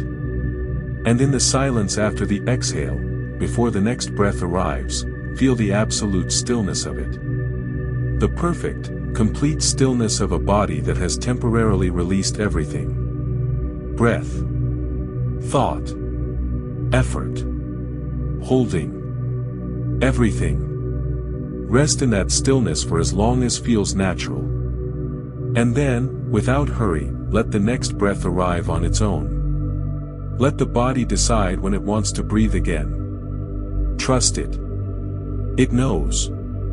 It has always known. Good. You are lying on the moss at the edge of the pool. Above you, through the gap in the canopy, the stars continue their slow and ancient turning. The Milky Way has shifted slightly, you notice this without knowing how you notice it, moved a few degrees in its great arc, as time has passed and the earth has turned and the night has deepened toward its center, that still and quiet point past which everything begins, imperceptibly, to move again toward morning. But morning is far. Beautifully far. You are in the heart of the night, and the heart of the night is yours. The air has changed. You notice this too, not colder, not warmer, but different in quality. There is something in it now that was not there before. A softness. A faint, sweet note beneath the pine and the damp earth and the mineral breath of the river. Something floral, almost. Or not quite floral, more like the memory of flowers. The ghost of something that bloomed long ago and left its sweetness in the air as a gift. A kindness. You breathe it in and feel it move through you like a warmth that has nothing to do with temperature. A warmth that is felt inside rather than on the skin. A warmth that moves through the chest and settles there, in the heart space, in that place where your truest feelings live. Something is coming. You don't know what it is. You have no name for it and no clear picture of it. But you feel it the way animals feel the approach of something benevolent, with a heightening of the senses, not in fear but in a kind of reverent alertness. A noticing. A leaning toward. Your body knows before your mind does. Your body is already turning, slightly, toward the edge of the clearing where the trees stand thickest. The oldest trees. The ones whose trunks are widest, whose bark is deepest grooved, whose roots run furthest beneath the earth. You look toward them and see, not a figure, not anything so defined as a figure, but a light. A light among the trees. It is soft. Softer than the starlight. Warmer than the moonlight would be, if there were a moon. It has a quality that is unlike any artificial light you have ever seen. It does not project or glare or demand. It simply is. It glows from within the shadows between the trees with the patient, steady warmth of something that has been burning for a very long time and has learned not to rush. You sit up slowly. Not startled, the light carries nothing alarming in it, nothing that raises the heartbeat in anything other than gentle wonder. You sit up the way you might sit up when you hear, from across a room, a piece of music that you had forgotten you loved. With recognition. With the particular sweetness of remembering something that you did not know you had forgotten. The light waits. It does not approach. It does not retreat. It simply remains there, among the oldest trees, warm and patient and quietly radiant, as if it has been there all along and has been waiting, with complete serenity, for you to be ready to notice it. You get to your feet. Your body feels different than it did when you lay down, lighter, somehow, despite the pleasant heaviness of deep relaxation. As if the resting has redistributed something. As if you have shed, in the lying down, a weight you were carrying without knowing you were carrying it. You begin to walk toward the light. Each step is deliberate and slow, the moss beneath your feet so soft it is almost like walking on cloud. The trees around you seem to part gently as you move among them, not literally, of course, but in the way that familiar spaces open for you when you know them well enough. When you belong to them and they to you. The branches above do not catch at your hair or your clothing. The roots below do not trip your feet. The forest holds the space for your passage, and you move through it with the ease of something that belongs here completely. The light grows warmer as you approach. And then you see its source. At the center of a small grove of the oldest trees, where 4 enormous redwoods stand in a rough circle with a clearing at their heart no larger than a small room, there is a fire. Not a large fire.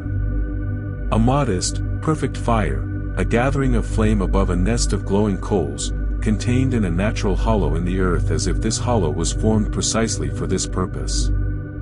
As if this fire has been burning in this hollow for longer than any single lifetime, tended by something older than memory, kept alive through all the long nights of all the seasons of all the years this forest has been standing. Around the fire, the ground is carpeted in the softest moss you have ever seen, not the thin, flat moss of the path, but a deep, lush, living moss that rises several inches above the ground and holds within it a warmth that has nothing to do with the fire and everything to do with the earth itself.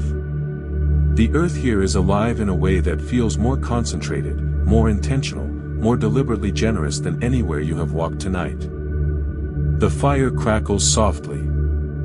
The sound is small and precise and absolutely perfect, each pop and settle of the wood a tiny, warm percussion that complements the river's voice in the distance, that fills the spaces between one sound and the next with something that is not quite silence but is the cousin of silence. Something that says, this is a protected place. This is a held place. Nothing will disturb you here. You sit down beside the fire. The moss receives you the way you imagine clouds would, yielding, warm, accepting all of your weight without complaint, wrapping itself gently around you as you settle. The fire is close enough that you feel its warmth on your face, on your hands, on the whole front of your body. Not hot, never uncomfortably so. Simply warm. Simply the perfect temperature of something that knows exactly how much to give and holds nothing back and burns no one. You sit and look into the fire. There is something about fire. Something that the eyes go to and the mind quiets around. Something that is as old as human consciousness itself, this capacity to sit before a flame and feel, without effort, the thinking mind slow down. The breath deepen. The shoulders drop. The whole nervous system recognize, in the most ancient and cellular way, that fire means warmth and warmth means safety and safety means rest. You have sat beside fires before. Maybe as a child, if you were lucky, beside a fireplace or a campfire or a bonfire on a beach. Maybe you remember the feeling, the way the fire pulled your eyes in and held them there, the way the conversation of a fire is so endlessly compelling precisely because it follows no pattern, repeats nothing, surprises you every moment without ever frightening you. This fire is like that. Better than that. This fire seems to breathe. Its flames rise and fall in rhythms that are not random but are also not mechanical. They move the way music moves, the way water moves, the way a living thing moves. With intention that is deeper than thought. With a purpose that is older than language. You watch the flames and feel your eyelids growing heavier. Let them grow heavy. There is nothing you need to see tonight that you cannot see behind closed eyes. Everything important is here, in this warmth, in this quiet, in this ancient and faithful grove. Let the eyes rest while the other senses stay open. Let the ears hold the fire's soft voice. Let the skin hold the fire's gentle heat.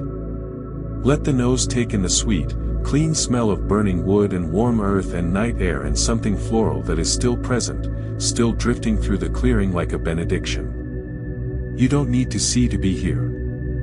You are here. Completely, fully, deeply here. And then you become aware that you are not alone. This awareness arrives not as a shock or a fright. Nothing in this forest could frighten you tonight. Nothing in this forest is anything other than completely on your side. It arrives the way the light arrived, gradually, warmly, with the quality of something that has been present all along and is only now making itself known because you are finally quiet enough, finally still enough, finally open enough to receive it. There is a presence beside you. Not a person, exactly. Not a figure with a face and a name and a history. More like, a quality. A particular quality of attention, of caring, of complete and unconditional positive regard. The kind of presence that you have perhaps felt, if you were very fortunate, in the company of someone who loved you without conditions. Who looked at you and saw not your failures or your fears or your falling short, but the whole of you. The essential you. The you beneath the story you tell about yourself. The you that deserves to be here. That has always deserved to be here. This presence holds that quality. But without limit. Without the imperfection that even the most loving human presence carries, without impatience, without their own needs, without the complications of another person's history and hurt. This presence is simply love. Pure, uncomplicated, entirely focused love. Focused on you. Not love that requires anything of you. Not love that evaluates or measures or withholds itself until certain conditions are met. Simply love. The way sunlight is simply light. The way the river is simply water. Without agenda. Without condition. Without end. Feel it beside you now. Don't try to see it or name it or understand it, simply feel it. The way you feel warmth from a fire even with your eyes closed. It is there. It is real. It is for you. Let it in. The present speaks. Not in words, or not exactly in words. In something that is translated into words by the time it reaches your awareness, the way dreams sometimes translate themselves into language the moment you wake, so you can carry them back into the waking world. What you receive is this. You have been carrying so much. Yes. You feel the truth of this move through you. Not as an accusation, not even as an observation, really. As a recognition. As acknowledgement. You have been carrying so much. Have been carrying it for so long, in some cases, that you stopped noticing the weight of it. Stopped knowing how heavy it was because heavy had simply become the baseline. The normal. The way things are. But it is heavy. It is heavy and you are allowed to acknowledge that. You are allowed to let that be true without immediately following it with, "But I'm fine," or "It's not that bad," or "Other people have it worse." You are allowed to simply feel the weight of what you carry without diminishing it, without performing the strength you feel you should have. You are carrying a lot. And it is okay to be tired. The presence acknowledges this. Not with sympathy that requires you to be broken, not with pity that diminishes you, but with the simple, dignified acknowledgement of an equal. You are someone who has been carrying much and who is tired. This is not weakness. This is honesty. And honesty is the beginning of rest. You can put some of it down here. The words arrive with a gentleness that is almost unbearable in its kindness. And something in your chest, that guarded, careful, always watchful part of you, something in your chest that has not let itself fully relax even through all the releasing of tonight, even through all the softening and the surrendering and the settling, that part of you wavers. Trembles a little. Like a held breath finally released. Like a fist finally opened. Like someone who has been told, for the first time in a very long time, that they are allowed to rest. That they are not failing by resting. That the weight is real, and they are allowed to set it down, and the world will not end while they sleep, and nothing will be lost that was truly meant to be kept. You can put some of it down here. So let's do that now. Gently. Without drama. Without needing to know exactly what you are setting down or analyze where it came from or plan what you will do with it when you pick it back up tomorrow, if you pick it back up. Some things you set down in a place like this do not need to be picked back up. But we'll cross that bridge when we come to it. For now, simply, what is heaviest? Don't think about it. Don't reach for it analytically. Simply let the body tell you. The body knows. It always knows. The body has been holding it, after all.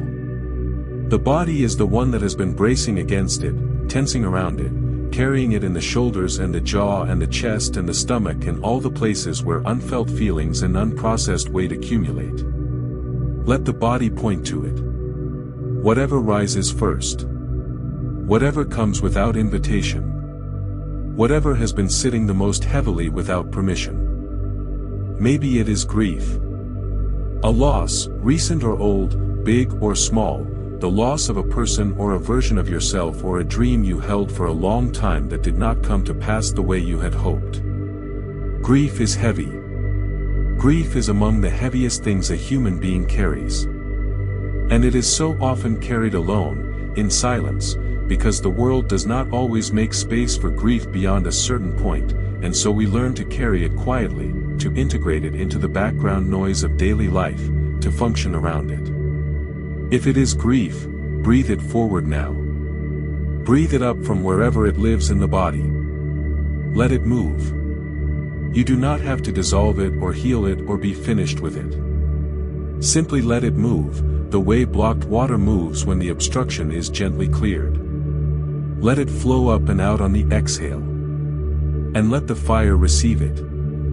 Watch it leave you on the breath and enter the flames, where it is transformed, not destroyed, but transformed. Alchemized. The raw material of grief is love, and love cannot be destroyed, only changed in form. Let the fire change its form tonight. Into warmth. Into light. Into the glowing embers that will stay long after the flames have quieted. Or maybe it is fear. The particular, exhausting weight of fear. Fear of what might happen. Fear of what might not happen. Fear of failing or being failed. Fear of the future that hasn't arrived yet but that the mind visits, again and again, trying to prepare for every possible disaster so that nothing can surprise it. This kind of fear is so tiring. The endless preparation for catastrophe. The vigilance that never sleeps. Let it sleep now. Breathe it forward. Let it come up from the stomach, from the chest, from wherever fear has made its home in you. Let it surface, not to overwhelm you, simply to be acknowledged. To be seen. I know you are there, fear. I know you have been trying to protect me. I know you have been working very hard. But tonight, just for these hours, you can rest. Nothing needs protecting right now. The fire is here. The forest is here. The presence is beside me. I am safe. You can rest. Breathe it out. Into the fire. Watch it transform. Or maybe what is heaviest is something harder to name. Something that has no clear category, a general heaviness, a weariness that has no single cause but many causes, accumulated over days and months and perhaps years of living in a world that asks a great deal and sometimes gives back less. A tiredness that goes beyond tired. A longing that goes beyond any single thing you could be longing for, a longing for ease, perhaps. For things to feel lighter. For mornings that don't begin with dread. For the version of your life that you can still feel the outline of, even on the hard days, the one that feels like yours, the one that feels like it fits. That longing is valid. That weariness is real. And you can set it down here, in this grove, by this fire, beside this presence that sees all of it and judges none of it and holds all of it without flinching and says, yes. Yes, this is real. Yes, you are allowed to feel it. Yes, it is heavy. Yes, you can rest. Breathe it out. All of it. Every bit of it that is willing to move. Into the fire. Let it go. The fire burns a little brighter for a moment. As if it has been fed. As if it has received what you released and translated it, immediately, into warmth and light. You watch the flames rise and feel, in the place where the weight was, a new quality of space. Openness. Not emptiness, not the cold, hollow emptiness of something lost, but the warm, capacious openness of a room that has been cleared to make space for something beautiful. The openness of a chest that has been holding its breath and has finally, fully, exhaled. The openness of hands that have been gripping and have finally, wonderfully, opened. Breathe into that openness now. Let it fill with something clean. Something new. Not something imposed from the outside, not a forced positivity or a manufactured optimism, but something that wells up from within, from that deep and steady place that was there before the wait and will be there after it. Something that is simply yours. Simply you. It feels like relief. It feels like possibility. It feels like peace. Real peace. Not the absence of difficulty. Real peace is never that, and you know it. But peace as a ground. Peace as the thing beneath the difficulties, the thing that holds steady even when the surface is troubled. Peace as something you return to, again and again, no matter how far you have traveled from it, because it is yours. Because it is you. Because no amount of living in the world can take it away from you, it can only obscure it temporarily, the way clouds obscure the sun, and you can only forget it, the way you sometimes forget the color of the sky on a gray day. But the sky is always blue above the clouds. And your peace is always there beneath the turbulence. You have found it tonight. In this grove, by this fire, in this forest, in this breath. You have found your way back to your own peace. The presence beside you offers something now. Not words this time, something more direct. A quality of seeing. Of being truly, completely, fully seen. Of having every part of you, the parts you show the world and the parts you hide from it, the parts you are proud of and the parts you are ashamed of, the parts you understand and the parts that still confuse you, the best of you and the worst of you, having all of it seen with the same unwavering, untroubled, completely accepting gaze. Let yourself be seen. This is perhaps the most vulnerable thing I could ask of you. More vulnerable than releasing the weight you carry. More vulnerable than admitting you are tired. Because being seen, truly seen, all the way through, requires a willingness to stop performing. To stop managing the impression you make. To stop being the edited version of yourself that you have learned to present to the world, and to allow, for just a moment, the unedited version to be present. The version that doesn't have it all together. The version that sometimes doesn't know what it's doing. The version that has made mistakes, that has fallen short of its own expectations, that has said things it didn't mean and failed to say things it did, that has been unkind when it meant to be kind and weak when it wanted to be strong and confused when everyone else seemed certain. That version. Let that version be seen. Because here is what the present sees when it looks at that version of you. Here is what it has always seen, from the very beginning, from the first moment of your existence in this world. Someone trying. Someone, against all odds and with imperfect tools and incomplete information, trying. Trying to be good. Trying to do right. Trying to love and be loved and find meaning and make something worthwhile of the brief and extraordinary time they have been given here. Someone who fails sometimes, of course, because all living things fail sometimes. Failure is the evidence of trying, but who gets back up? Who continues? Who is here, tonight, still reaching for peace, still seeking rest, still willing to lie down beside a metaphorical river in a metaphorical forest at the end of a real and difficult day, because some part of them believes, has always believed, that peace is possible. That rest is real. That tomorrow can be different. That is you. And that person is worthy of every kindness. Especially your own. The fire has settled. The flames are lower now, the wood burned down to a deep bed of glowing embers, orange and amber and occasionally a pulse of deep rose where the heat is most concentrated. The embers breathe. Slowly. Almost like a living thing. Almost like a heart. You watch them breathe and feel your own breath mirroring them. Slow. Glowing. Warm from the inside. The presence has not moved. It is still there beside you, not as an intrusion, not requiring anything, not filling the silence with noise. Simply present. Simply holding the space. In the way that true companionship holds space, not by filling it, but by being within it alongside you. Making it so that the silence is not lonely. The silence is not lonely tonight. You are not lonely tonight. The moss beneath you is the softest thing you have ever rested on. You shift slightly, settling deeper into it, and it accommodates you instantly, rises gently to meet the new shape of you, holds you in your new configuration, gives the exact right amount of support to every part of your body. Your back.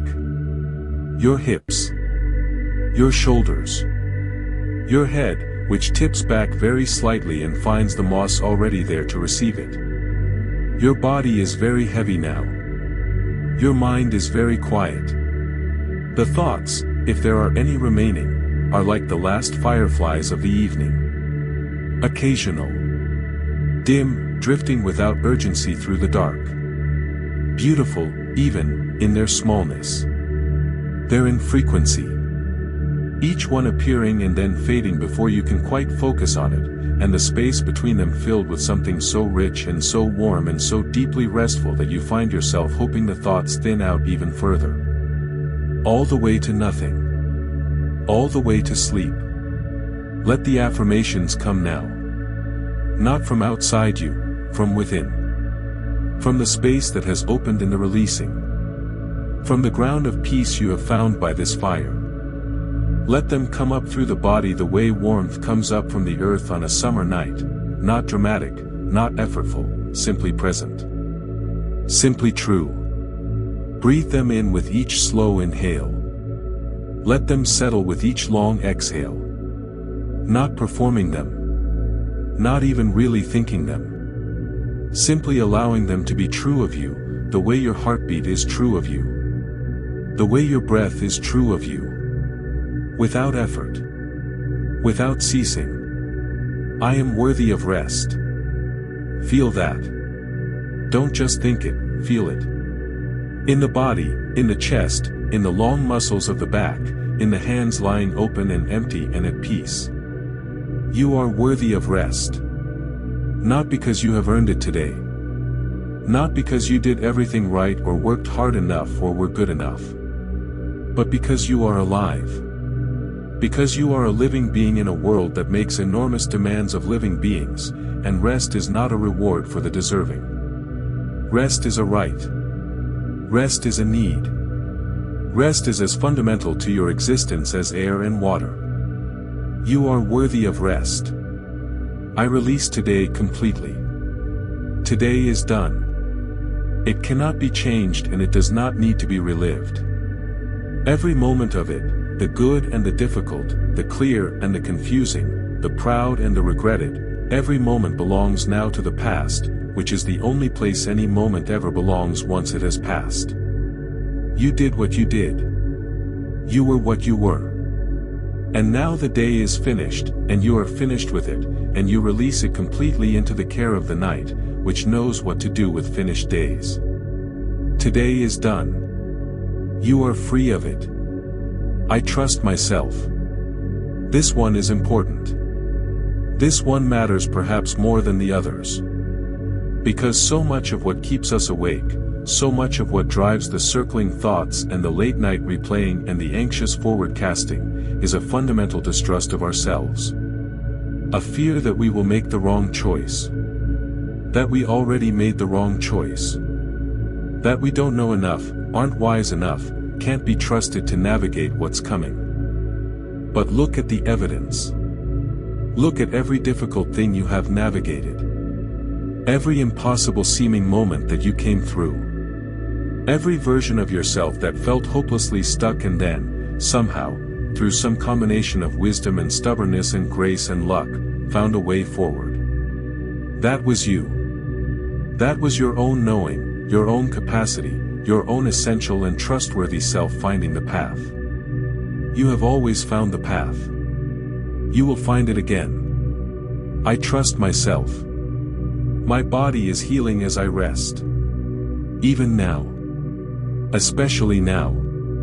While the conscious mind quiets and the muscles soften and the breath slows to its night rhythm, the body is working. Beautifully, faithfully, ingeniously working. Repairing the cells that need repairing. Consolidating the memories that need consolidating. Processing the emotions that needed more time than the day allowed. Restoring the hormones. Rebuilding the immune function. Doing everything it knows how to do, which is so much more than you can consciously comprehend, to make tomorrow possible. You don't have to manage this. You don't have to supervise it or understand it or control it. You only have to lie still and breathe and trust the body to do what it was designed to do. It will. It always has. My body is healing as I rest. The embers breathe. The presence holds its gentle vigil. The trees stand in their ancient circle, their roots intertwined far beneath you in the dark earth, holding the grove together, holding the fire's hollow, holding you.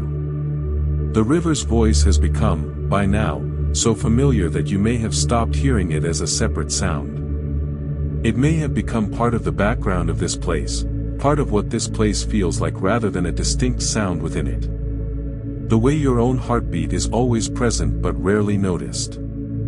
The way breathing is always happening but rarely felt as an event. That is how deeply you have arrived here. So deeply that the separations have dissolved. Between you and the forest. Between your breath and the river's rhythm. Between the warmth of the fire on your skin and the warmth of peace in your chest. Between the you that arrived at this forest tonight, tired, perhaps, burdened, perhaps, uncertain perhaps, and the you that rests here now, beside the embers, in the company of an ancient and faithful presence, in the center of a grove that has held its warmth for longer than memory.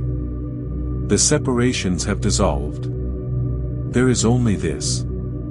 Only here. Only the slow, warm, deeply content breathing of a body that has finally, completely, unreservedly let go. Let your eyes, behind their closed lids, stop searching for anything. There is nothing to find tonight that is not already here. Let them go still. Let them sink softly back in their sockets, releasing the subtle forward pressure of a mind that is always looking, always trying to see what's coming next. You don't need to see what's coming next.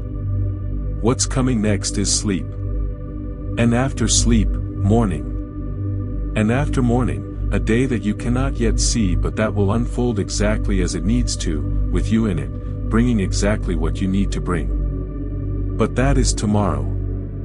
And tomorrow has not arrived yet. Tonight there is only the fire. The embers. The presence. The trees. The moss beneath you, soft as forgetting. The river, speaking its quiet and faithful language at the edge of the grove. The stars above, turning their slow and patient circles through the dark. The breath, moving in and out of you like a tide that knows exactly where it is going and exactly when it will return. You are going somewhere too. You are going exactly where you need to go. Into the deep rest. Into the healing dark. Into the place where the day's debris is gently sorted and the soul is quietly restored and the body does its patient, brilliant, miraculous work of making you whole again. Into sleep. I am at peace. You are. I am safe. You are. I am held. You are. I am healing. You are. I am grateful. You are, for this breath, this night, this body, this life, this extraordinary ordinary miracle of being here. Of being alive. Of being you. I am grateful. I let go. I let go. The fire breathes. The forest holds. The presence remains, will remain, through all the hours of your sleeping, a warmth at the edge of awareness that needs nothing from you and gives everything to you and will be here, unchanged, when consciousness returns in the morning. You are not alone in the dark. You have never been alone in the dark. Rest now. Rest completely. Rest without reservation or condition or the monitoring part of the mind keeping one eye open to make sure everything is okay. Everything is okay. Everything is more than okay. Everything is, in this moment and in this grove and in this ancient and patient forest, exactly as it should be. And you, lying in the moss, warm from the fire, soft from the releasing, held by the presence, watched over by the trees and the river and the stars, you are exactly as you should be too. Sleep is here. Let it take you. Asterisk the fire will burn through the night. The presence will keep its vigil. The forest will hold its breath of pine and river damp and living earth, and you will rest within it, deeply and completely and without interruption, until it is time to walk a little further, asterisk. Asterisk when we continue, it will be into the shelter. Into the place that has been prepared for you, a place of such comfort, such perfect rightness, that your body will recognize it immediately as the place where the deepest rest of all is waiting. Where the journey comes to its quiet, beautiful completion. Where sleep and you finally, fully, meet, asterisk. But not yet. Asterisk for now, the fire. The presence. The grove, asterisk. You are still here. Still breathing. Still held within the grove, within the warmth of the embers, within the quiet company of the presence that has not moved, has not needed to move, because everything that needs to happen is already happening in the simple, faithful act of its being here with you. The fire has quieted further since we last spoke. The flames are almost entirely gone now, not extinguished, but evolved. The wood has completed its transformation from solid matter into something more essential, a deep, wide bed of embers that glow with a steady, internal pulse of amber and rose and the occasional blue-white at the very hottest center. This is fire in its most distilled form. Not the drama of the flame but the truth of the heat. Not the reaching and the dancing but the constant, patient, undemanding warmth. This is what remains when everything unnecessary has burned away. And looking at those embers, you feel a recognition. Because something similar has happened in you tonight. Something similar is happening still, even now, in this breath, in this settling. The unnecessary things, the performances and the defenses and the held tensions and the rehearsed worries, they have been burning away, slowly and gently and without loss, throughout this long and beautiful night. And what remains, what glows in the center of you with the same steady, patient warmth as those embers, is the essential thing. You. Simply, quietly, essentially you. Breathe into that now. Into the essential self that the night has revealed. The one that doesn't need to perform or achieve or manage anything tonight. The one that exists in the warmth of this breath, this heartbeat, this moment of pure and uncomplicated being. Let that self breathe. Let that self rest. Take a breath now. Deep and slow and deliberate, not because you need the reminder, your breathing has settled beautifully into its own natural rhythm, but because the breath is how we return to ourselves when we have drifted, and you may have drifted a little since chapter 3 ended. You may have touched the very edge of sleep and pulled back, or you may be right at the threshold, teetering gently between awareness and the dark. Wherever you are on that continuum is perfect. Exactly perfect. Breathe in, slow and steady and deep. Let the air fill you from the very base of the lungs upward. Let the belly lift. Let the chest follow. Let the breath reach into the corners and the depths, the places that have been holding tension so long they have forgotten what it feels like to be full. And then breathe out. Long and slow and complete. From the chest first, then the belly, then that last soft exhale that empties you all the way to the very bottom. That last breath that says, I have nothing left to hold. I release it all. Everything. Good. The embers pulse. The grove is warm. The presence is still beside you, patient and steady as a lighthouse. And the forest breathes around you in its vast and ancient way, the way it has been breathing since long before you arrived and will continue breathing long after you have gone, a rhythm so large and so slow that you cannot hear it as a single breath but can feel it, can feel the whole of the living world respiring gently, taking in and giving out, in and out, the same rhythm as your own body, the same rhythm as the river, the same rhythm as the stars in their slow turning. Everything breathing together. You are not separate from any of it. You never were. After some time, you are not sure how much time having become a soft and malleable thing here at the edge of sleep, you become aware of something. A gentle pull. Not urgent. Not demanding. More like the feeling of a warm hand offering itself in the dark, not grasping, simply present. Simply available.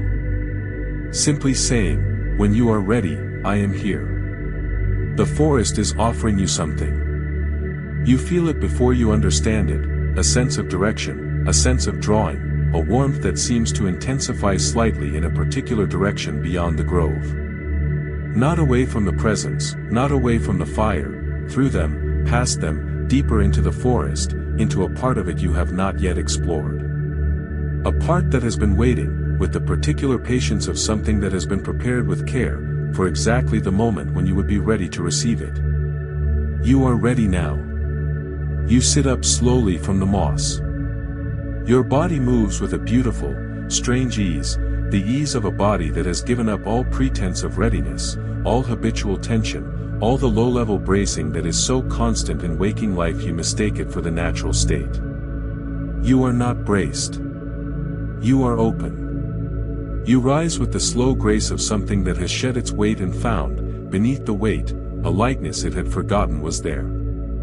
You stand. The grove is soft around you, the embers casting a warm, low light that catches the edges of the moss and the undersides of the branches and the faces of the 4 great redwoods that stand their faithful watch.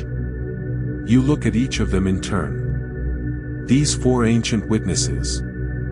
These living columns of patience and strength and quiet wisdom. You feel gratitude toward them, a genuine, uncomplicated gratitude, and you let them feel it. You don't know if trees can feel gratitude. But you know that expressing it changes something in you. Opens something. Reminds you of all the things in this world that give without asking, that hold without requiring thanks, that stand and shelter and offer their presence simply because that is their nature. You bow your head, slightly, to the 4 redwoods. And you begin to walk. The path that continues beyond the grove is different from the paths you have walked before. It is narrower. More intimate.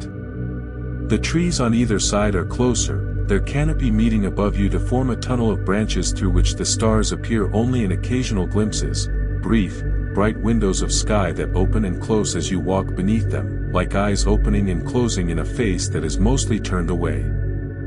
The ground beneath your feet is the softest it has been all night. Not just pine needles and earth now, but a continuous, living carpet of moss, deep and springy and perfectly even, a carpet so fine-grained and so densely woven that your footfall makes almost no sound at all. You walk in near silence, your steps swallowed by the moss, the only sounds the distant river and the equally distant embers and the faint sound of your own breathing. And ahead of you, not far, perhaps 50 steps, perhaps less, you can see it. A light. Warm and golden and still. Not flickering like the fire, but steady. Constant. The particular steadiness of a lantern behind glass, a light that has been tended and placed with intention, that says, here. This is where you are going. This is what was prepared. Walk toward it. Each step sinking softly into the moss. Each breath arriving and departing without effort. Each heartbeat steady and slow and faithful. You are walking in a kind of dream now, not literally, not yet, but in the way that the waking world and the sleeping world have begun to overlap, their edges blurring, the boundary between imagining and experiencing dissolves so thoroughly that there is no longer any meaningful difference between the two. The shelter is real. It is as real as anything. You reach it. And you stop. And you feel, Before you do anything else, before you step inside or examine it or understand what it is, you feel something that surprises you in its intensity. Something that rises up from the chest before the mind has any comment to make about it. Recognition. The particular, inexplicable, entirely certain recognition of a place you have never been but that is yours. The way certain pieces of music feel like yours, like they were written about you, or for you, or from some part of you that knew the melody before it was written down. The way certain landscapes, seen for the first time, feel like homecoming. The way certain moments, entirely new, feel ancient and familiar and exactly right. This is exactly right. The shelter stands at the base of the largest redwood you have encountered tonight, a tree so ancient and so wide that its circumference is greater than the span of your arms many times over, its bark so deeply furrowed it is almost like stone, its presence so enormous it creates its own weather, its own microclimate of stillness and warmth. The shelter is built against this tree's base, in the natural hollow where the roots rise from the earth and create a kind of cradle. 3 walls of dark, weathered wood surround it, close enough to hold the warmth in, open enough on the 4th side to allow the forest Indiana. The wall that is absent faces the way you have just come, so that lying inside, you would look out over the moss-covered path, the dark tunnel of the trees, the faint orange memory of the fire in the distance.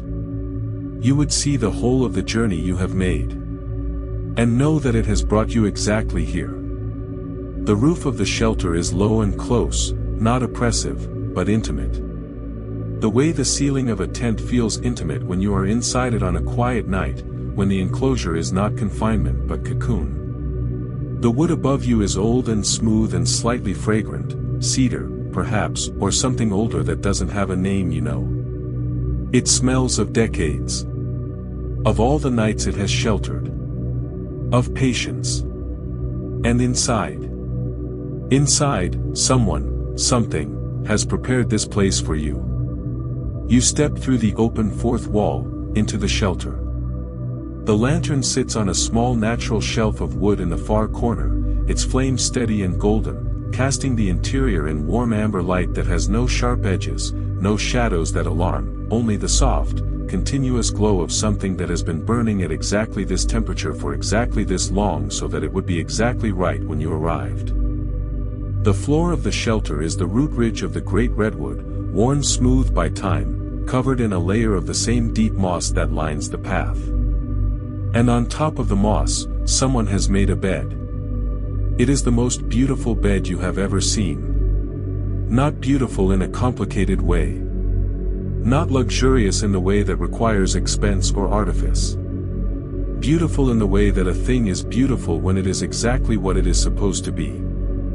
When it has been made with complete attention to a single person's comfort and rest and peace. Your comfort. Your rest. Your peace.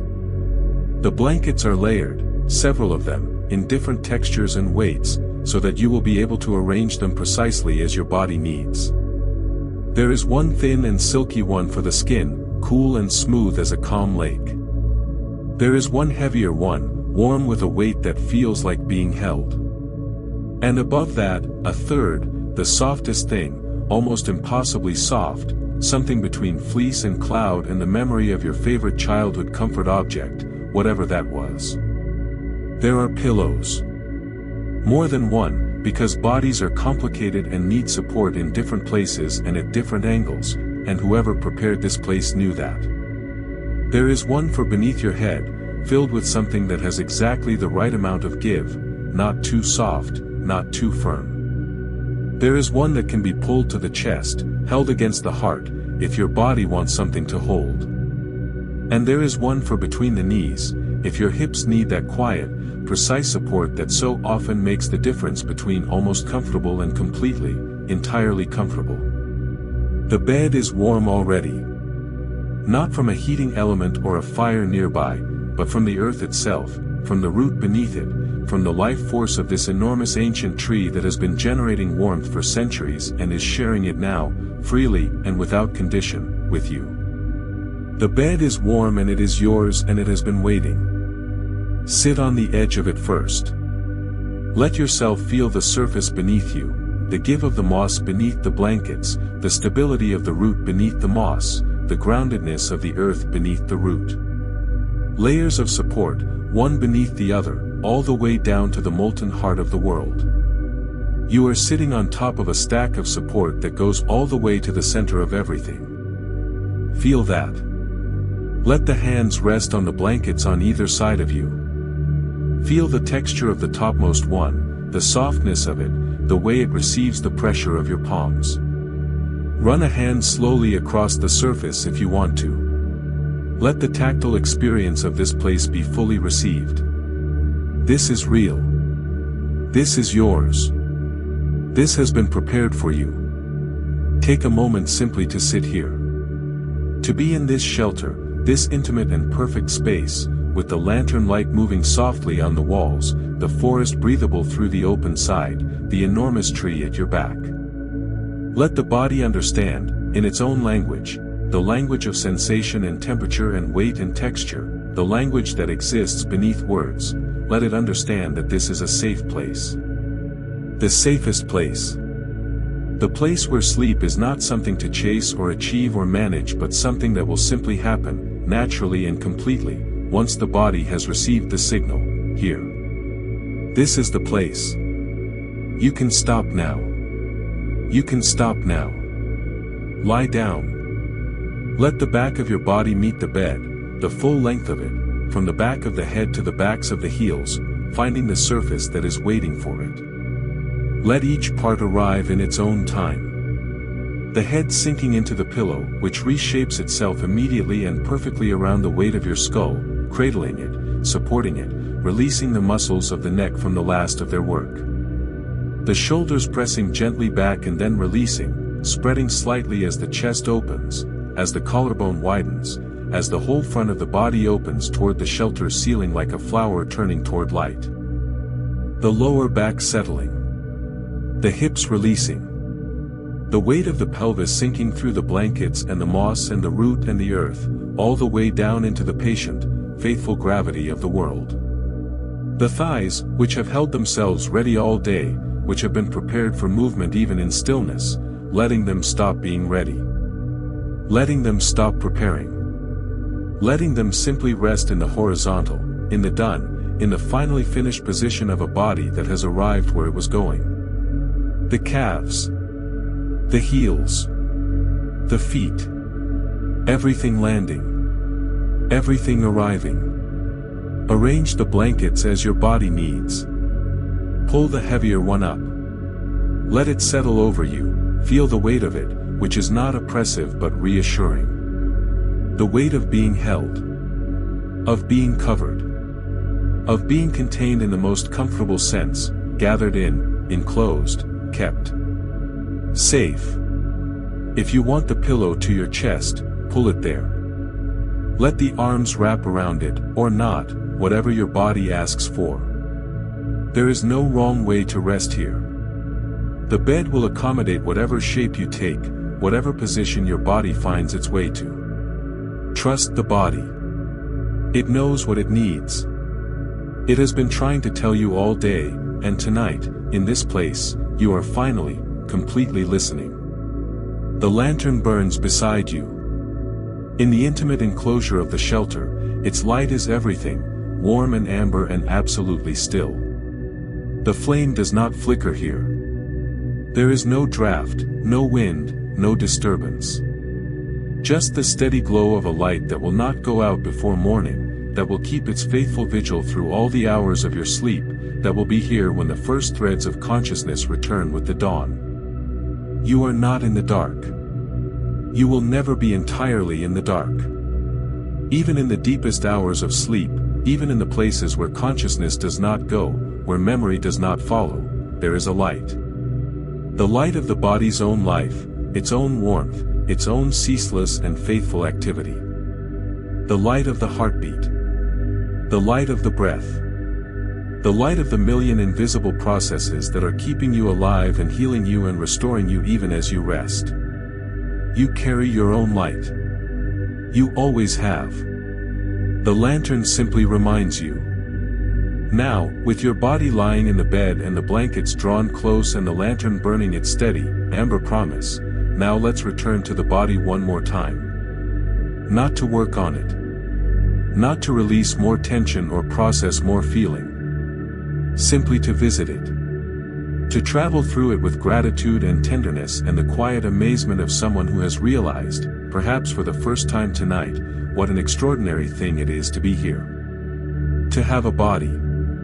To be alive in it. Begin at the crown of the head. Simply place your awareness there, the very top of your skull, that highest point. Notice how heavy it is now. Not the uncomfortable heaviness of tension, but the beautiful heaviness of total surrender. The head is completely surrendered to the pillow. It is not held up. It is not managed. It is simply resting in the full, complete, grateful way that a head rests when it has truly, finally let go. Thank it. Silently, if you like. Or simply feel gratitude toward it, toward the brain it contains, which has worked tirelessly today. Which has made decisions and processed information and managed emotions and solved problems and navigated the 1,000 small challenges of a human day, and which is now, at last, beginning its own kind of rest. Quietly organizing the day's experiences. Filing them. Beginning the consolidation work that only happens in sleep, that makes learning possible, that makes memory possible, that makes the continuity of a self possible. The brain is resting. Let it rest. Down through the face. The forehead, smooth. The brow, unclenched. The eyes, heavy and still and quiet behind their closed lids, the muscles around them completely released, no longer holding against any light or any image. The cheeks, soft and warm. The jaw, that faithful, overworked jaw, hanging slightly open, the teeth not quite touching, the tongue resting in the floor of the mouth without pressure. The jaw has finally, fully stopped working. Let it be done. Down the throat, soft and open. Down into the chest, which rises and falls in its natural, easy rhythm. Not the short, high chest breathing of stress. The deep, slow belly breathing of peace. Of sleep approaching. Of a body that has found its way home to its own natural rhythm. The heart, beating steadily at the center of it all.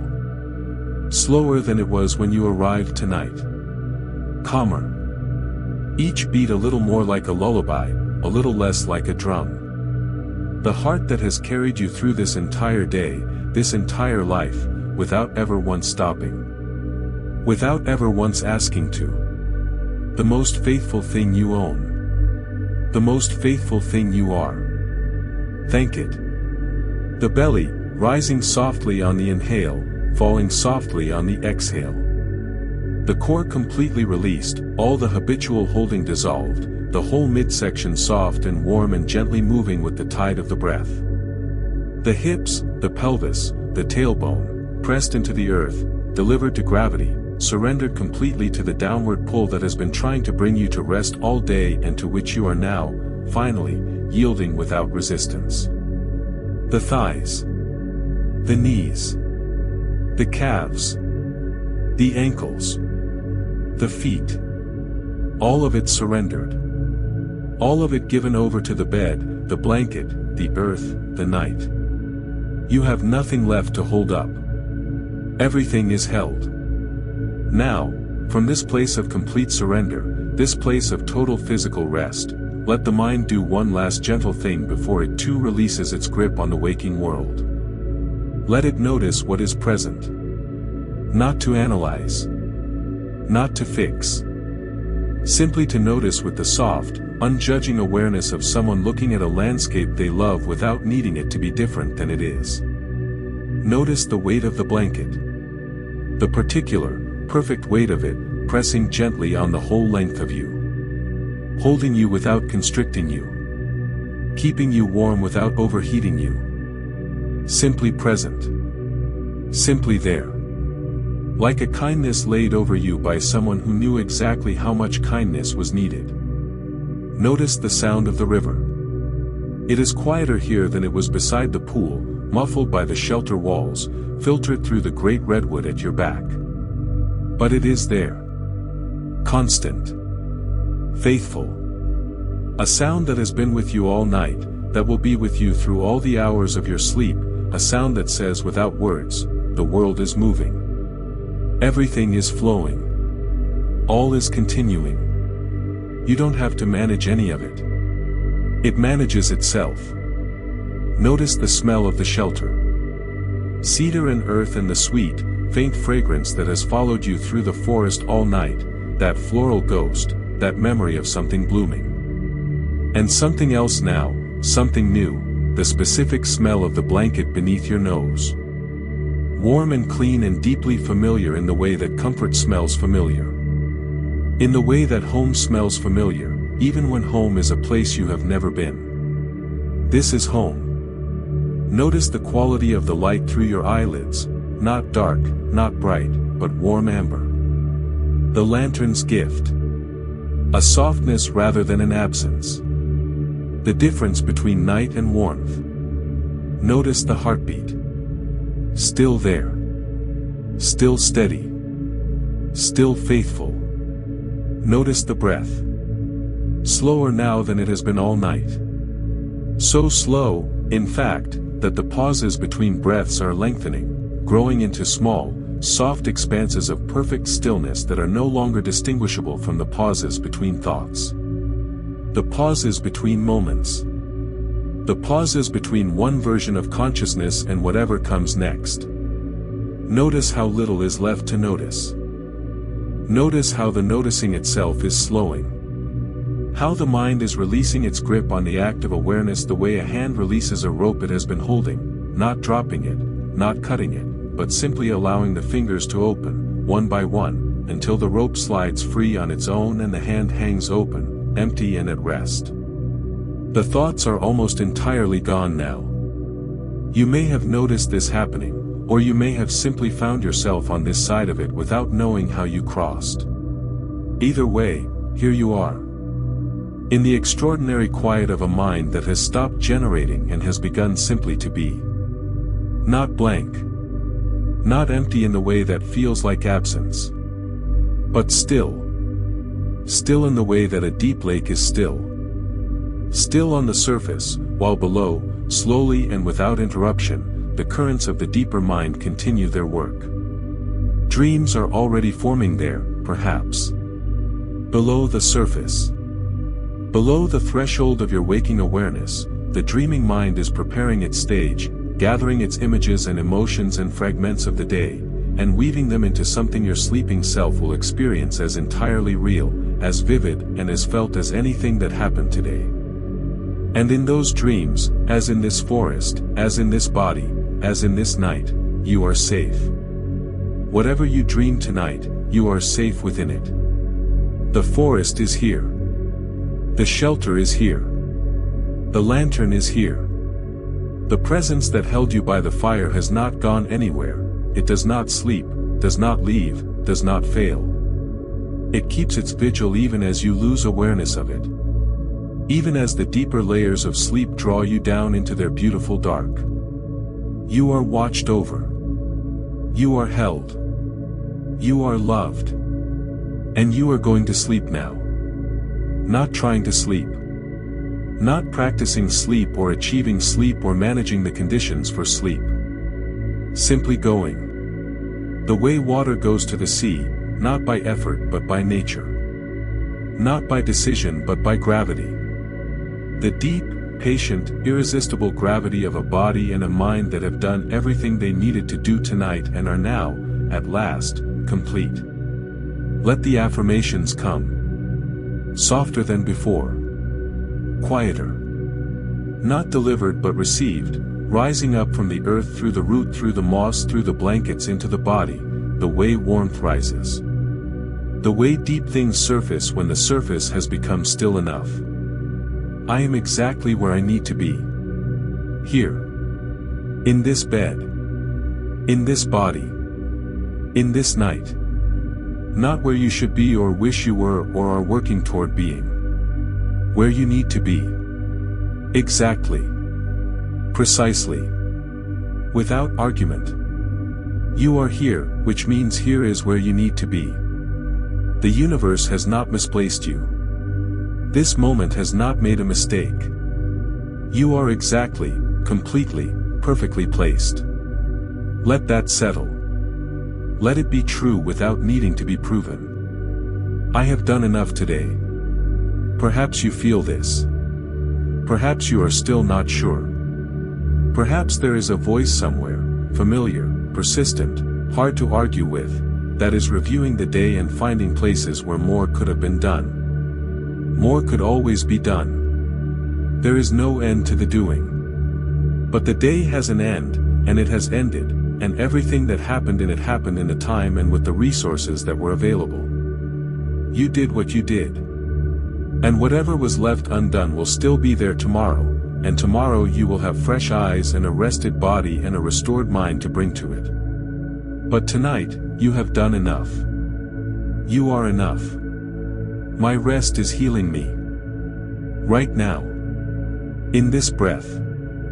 In this very moment of surrender and stillness and release, healing is happening. Your immune system is doing work that cannot be done during the busy day. Your brain is consolidating memories that would be lost without sleep, filing them into the long-term storage where they will become wisdom, will become skill, will become the foundation of tomorrow's capability. Your hormones are rebalancing. Your cells are repairing. Your nervous system, your beautiful, exhausted, overworked nervous system, is finally, thankfully, being allowed to drop out of its high alert state and restore itself to the calm, flexible, resilient baseline that is its natural home. This is not wasted time. This is the most productive thing you do all day. Your rest is healing you. Right now. I release all worry about tomorrow. Tomorrow does not exist yet. It is not here. It will not arrive until you have slept through the dark and the dawn has come and you have opened your eyes to a new morning with a new body and a new capacity for facing what is new. Whatever waits for you tomorrow, the challenges, the uncertainties, the things you cannot yet see, they will be met by a you who has slept. A you who has rested. A you who has been healed, in this quiet, in this forest, in this shelter, in this night. That you will know what to do. Trust that you. Release tonight's grip on tomorrow's challenges. Let them go into the care of the morning. I am grateful for this body. For everything it has done today. Every step it took. Every breath it drew. Every meal it processed, every smile it made, every touch it gave and received, every moment of physical existence that you experienced through it. This body that is imperfect and changing and sometimes frustrating and sometimes miraculous and always, always working in your service. Always trying. Always carrying you forward. Be grateful for it. Not because it has been perfect, it doesn't need to be perfect to be worthy of gratitude. Be grateful for it because it is yours. Because it is here. Because it is alive.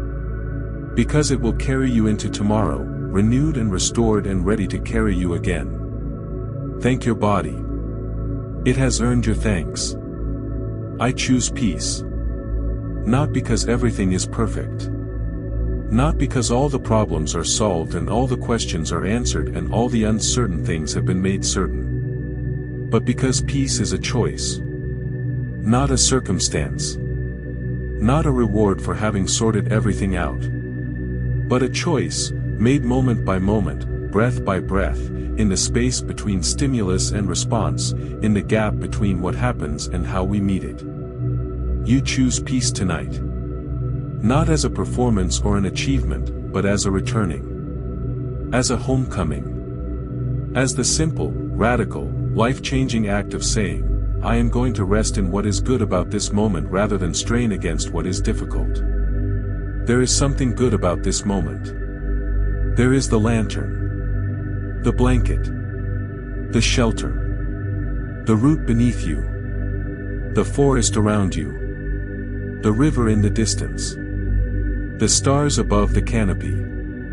The breath moving through the body. The heartbeat. The presence. There is so much good in this moment. I choose peace. I choose rest. I choose sleep. The lantern flickers once, not from wind, but from a depth of warmth, as if even the flame is settling, is finding its nighttime rhythm, is joining you in the long exhale of the night. And then it steadies again, burning its faithful amber, casting its warm and patient light. The forest outside the open wall of the shelter is deep and dark and entirely still. Not the stillness of holding or waiting, the stillness of completion. The forest has completed its day. The birds are silent. The creatures of the night have found their places. The trees are standing in their patient communion, roots touching roots in the dark below, canopies touching canopies in the dark above, all of it woven together in the invisible and magnificent web of the living world. And you are part of that web.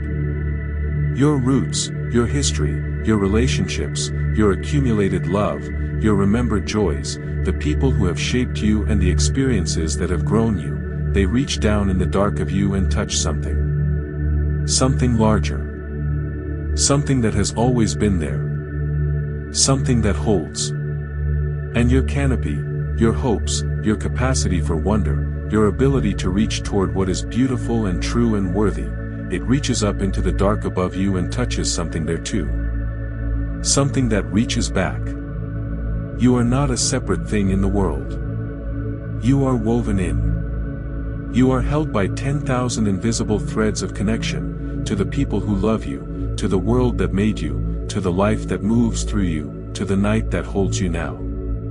You cannot fall. You cannot be lost. You are woven in. Your breathing is very slow now. In, long and shallow and almost imperceptible, the kind of breath that is barely distinguishable from the gentle rising of the chest in rest. Out, longer still, a soft and endless releasing, the kind of exhale that has forgotten when it started and doesn't know when it will end, that simply goes on, in the patient way that rivers go on. The space between the breaths has grown. The space between the thoughts has become the whole landscape. There are no thoughts now. Or if there are, they are so far beneath the surface, so quiet and so slow, that they have lost the quality of thoughts entirely. They are not demanding attention. They are not pulling you back to the day or forward to tomorrow. They are simply moving through, the way blood moves through a sleeping body, necessary, present, utterly unconcerning. You are below the thoughts. Below the thinking. Below the watching and the managing and the measuring and the monitoring. You are in the deep place. The place beneath the surface of the self. The place that sleep lives. The shelter holds you. The blanket holds you. The root holds you. The earth holds you. The forest holds you. The night holds you. The presence holds you. Everything holds you. Nothing is required of you. Not a single thing. You have completed the journey, from the edge of the forest where you arrived tonight, tired and held and uncertain and brave, through the ancient redwoods and along the river and beside the star-filled pool and into the grove by the sacred fire. Through the releasing and the seeing and the being seen. Through the weight that was set down and the peace that was found and the affirmations that rose up through the body like warmth from the earth. All of that is behind you now. It was the path to here. And here is the most beautiful thing of all. Here is the place where the path ends and the rest begins. Here in the shelter, at the base of the oldest tree, in the warmth of the lantern, under the soft and heavy blankets, with the river whispering in the distance and the stars turning slowly overhead and the presence keeping its faithful, loving, undemanding vigil, here, right here, in this body, in this breath, in this moment. Sleep is arriving. You can feel it. Not as an effort. Not as something being sought. As something arriving. coming to you the way tide comes in, gradually, inevitably, without a sound. You can feel the first fingers of it at the edges of your consciousness. The way the waking world softens at its perimeter. The way the thoughts thin and then disappear. The way the breath slows to something barely there. The way the body grows heavier than heavy, warmer than warm, more still than stillness. Sleep is here. Let it come. Let it come all the way in. Let it take you from the edges first, the periphery of your awareness, where the last details of the shelter are dissolving, where the lantern light is becoming more feeling than sight, where the sound of the river is becoming more sensation than sound. And then from the center. From the thinking, watching, managing center of you, that last vigilant part that keeps its guard even when everything else has released. Let it release now too. Let the center go. Let yourself go, completely, trustingly, without condition, into the dark and the warm and the deep and the healing night. Into the forest you go. Into the shelter you go. Into the deep and faithful dark you go. Into the arms of sleep, which have been waiting for you all along, which have never not been waiting, which have infinite patience for your arrival. You are arriving. You are here. You are. Rest. Rest.